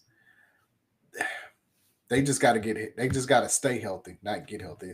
They got to stay healthy. Yeah. And they're in the conversation of winning division right along with Pittsburgh. Now, Pittsburgh, well, I guess they'll go another year with Russell and Justin Fields. I think they've turned the page to just Justin Fields. Okay. I don't think Russ will be there next year. I think Russ can wind up in Vegas. Really now? I just know if Vegas picks a quarterback, I just don't think he starts day one. I don't think there's a day one starter in quarterbacks this year. I mean, you can maybe argue about Shador. I think Cam Ward is day one. I think Cam Ward is day one. I feel. I mean, you got to go day one, right? These teams that we're talking about. When I say day one, I'm talking about starting day one. You know what I mean? These teams we talking about, they got to start day one. Their quarterback that they choose. I think you have to go with the idea that Daniels has set, right? And where he uses the VR to simulate game time, right? Where he puts on the VR and they plug in different patterns and different defenses, and he on the fly has to read them and everything, which he started doing at LSU, which helped him to win the Heisman. That type of technology and game planning has him more prepared than the other rookies that came out, right? Using that to some degree, it may not be the exact same thing. You're going to have these other quarterbacks ready to go day one because you don't have time as Tennessee, Cleveland, who else was mentioned, New York. You don't have time to sit and wait for someone else to get them prepared. And let's be honest, do you really want Aaron Rodgers to be the one to prepare him? What? But I'm also saying, so I think out of all the teams right now who we're talking about, Cleveland's the only one that's probably ready, that has a roster that needs a quarterback, that has a roster somewhat ready to win right now. The Raiders got a lot that they need to put together. We just talked about New Orleans has a lot that they need to put together. Tennessee has a lot they need to put together. I kind of, if I get a quarterback, I would rather, because I know my roster is limited, you can go either way with this, but I kind of rather, since there's not a clear cut, these last 2 years, they've been clear cut day one guys. Stroud, Daniels. Seemed like my man in Carolina finally figured it out, but he kind of went through some. Bryce Young, but it took Bryce Young a full year and a half for him to figure it out. Now, granted, he had some coaching changes there. He had to be benched, but I was saying there was some coaching, but still, it took him a year and a half. So I feel like more guys would be more like Bryce Young than they would be more like Stroud or Daniels. This class that's coming out, to me, is more Bryce Young than Stroud or Daniels. And that's all I'm saying. That's the reason why if I'm one of those teams that need a quarterback, do I get an Aaron? I hear your point, but do I get an Aaron Rodgers and let these guys sit a year? But to your point, do you want them to sit behind Aaron Rodgers? I get it. It's it's the wrong year. It's the wrong year to be bad. You should have been bad last year. You know what I mean? Or do you stay bad and get into the Manning sweepstakes? Well, I think the next couple of years you might have better prospects as far as at the quarterback position coming out. To me, this is a bad year. This is almost like the Hawks getting the #1 pick this year, right? Yeah, correct. There's no generational, and this is no knock. I know people love Shador or whatever. Cam Ward could be. I don't know. And again, it all depends on where they go. Yeah, that's what I always say. It always depends. Where a player goes. I think right now the place I would want to go, if the place I would want to go would be the Raiders, because I know Pete Carroll is going to have a defensive-minded, run the ball first type of team. Yeah. So that would give you a quarterback a year to get into a groove. He go to Tennessee, he gonna be throwing the ball, running for his life. He's gonna be out there looking like, in Tennessee, he gonna be looking like Patty Mahomes in the Super Bowl for 18 games. You know what I mean? So to your point, it depends on where you go.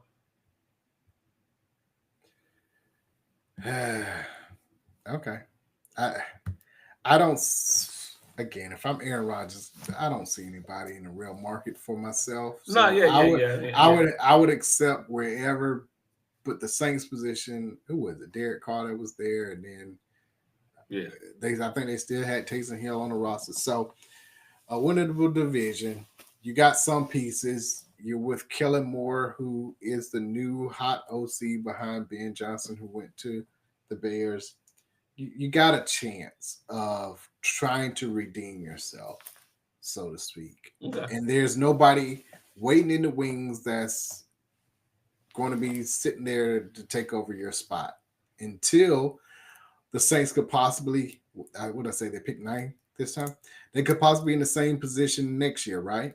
And then you got Archman and others who are coming out, and you could be in a position to now move on. I think it's a better QB class next year than it is this year.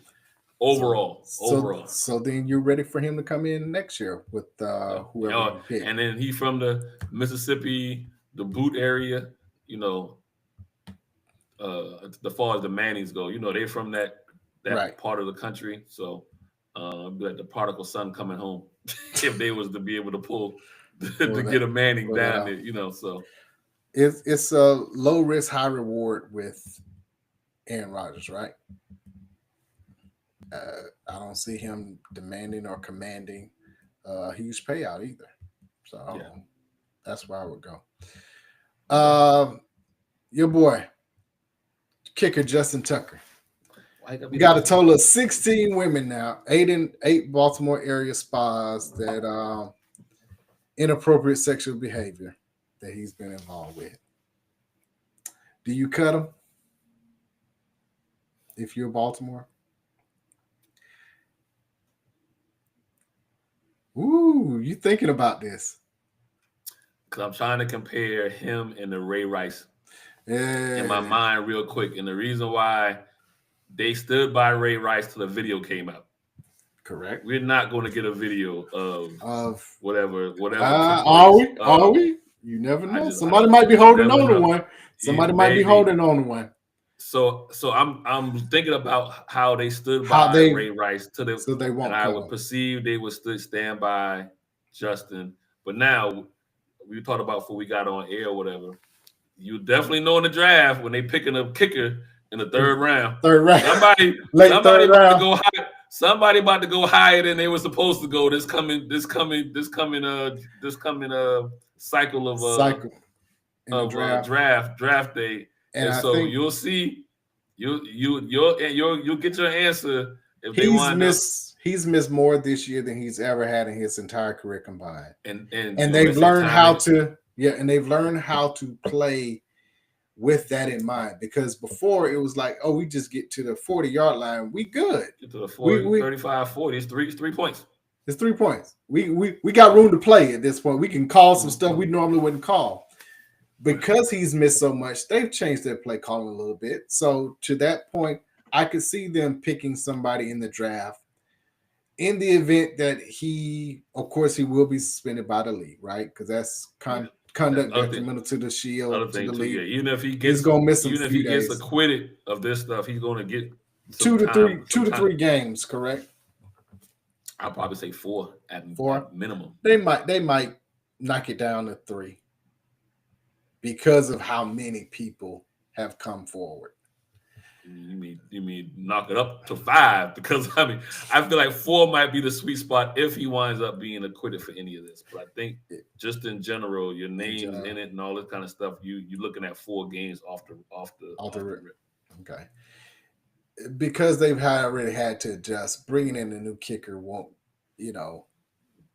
it's a deal, but it's not a big deal because of what the season that you just had with him. Well, I was going to say, time is everything, right? Time is everything. If he had his normal good season when he was making 90% of his field, then this is a harder question for them, right? Going Correct. into but with him these last 2 years, but especially this past year, him, missing extra points, missing to his standard chip shots or whatever. It's a little bit easier to maybe walk away from him. But like I said before, they stood by Ray Rice till the video came out. I feel like they'll stand by him until something solid comes out more because than the just precedent was already set. As far as their organization goes. But they'll be drafting. So like I said, they'll probably be getting the kicker from BYU in the 3rd round, or whoever that person is. Make sure he's a choir boy. But they'll be getting clean, squeaky clean. They'll be somebody's going to go higher than they were supposed to go this year, and they'll be in Baltimore. So, but they stand by him until some more hard evidence come out, and they might be looking for it themselves. And because they need to make a decision on what they're going to do. Right, it changes how they draft. It does. They still need to solidify some defensive help. They still need to maybe get another weapon on offense. They need a few things to get over the hump to get to the Super Bowl. So you don't necessarily want to have to waste. I don't want to say waste a pick, but use a pick on special teams, right? Yeah. Because also you got to think about whether or not. Yeah, I asked you before we got on air. You got to get a guy who does both, kick field goals and probably possibly be the kickoff guy. Yeah. So you need someone that's going to have to wear multiple hats. Right.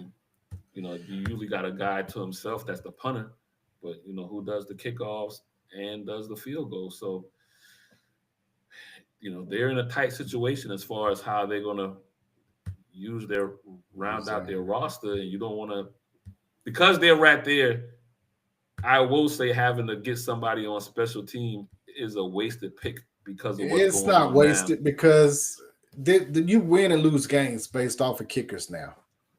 But you got to have a good one. I know he was automatic. He was first outside of this season. This is what I'm gonna use your words when we got on here. You called him Adam Vinatieri. If it wasn't not for Adam Vinatieri, he would be Adam Vinatieri, right? Yes. So he would be. this is what you have to replace or looking to replace in Baltimore.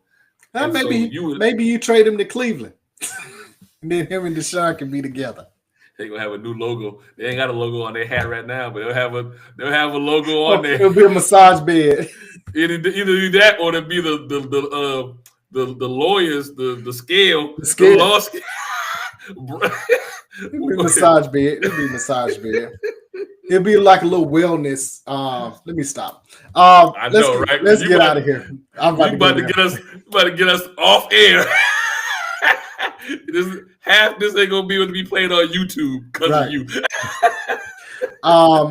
Tigers tournament, the Genesis Invitational, of course, kind of somber for him. He mentioned, of course, that it was difficult not having his mom there, and also difficult because it's in California. We all know about the wildfires that have taken place in California. Now they're getting floods. Correct. So it was at Torrey Pines instead of the Riviera where it's normally held at. But congratulations to Ludvig. I don't know, I'm going to screw his name, but Aberg. He birdied, 4 of the last 6 holes to win by 1 shot. He shot a 6 under final round to finish 12 under at Torrey Pines. So congratulations to him. And we'll see what happens at I think it's the Mexican Open up this weekend. But again, make sure if you're the Atlanta area, go to AtlantaMotorspeedway.com. Find your tickets for this weekend's AM. See, I got to get the sponsor right. AM5, AM 400. What is it? Oh, I'm screwing it up. I would.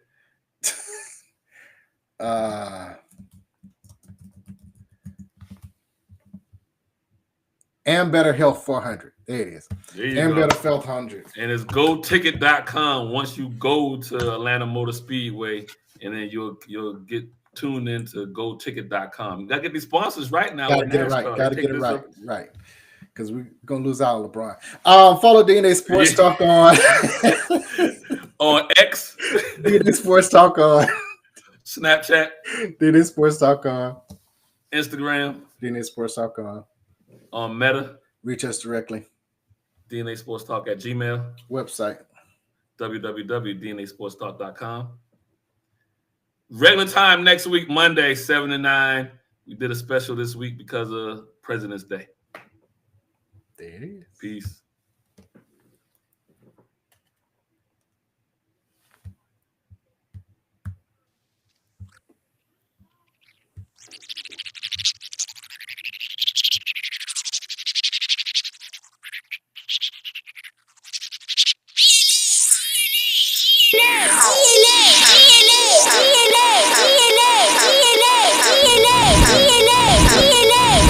Round table. Take notes.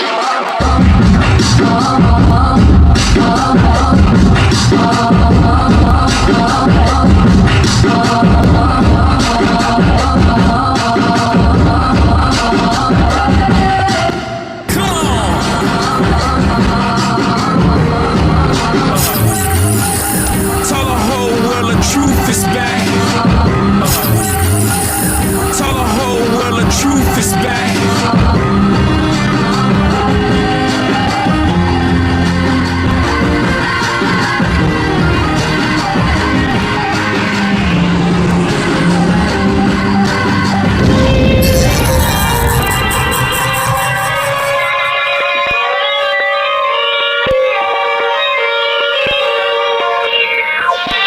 Don't throw rocks at the throne.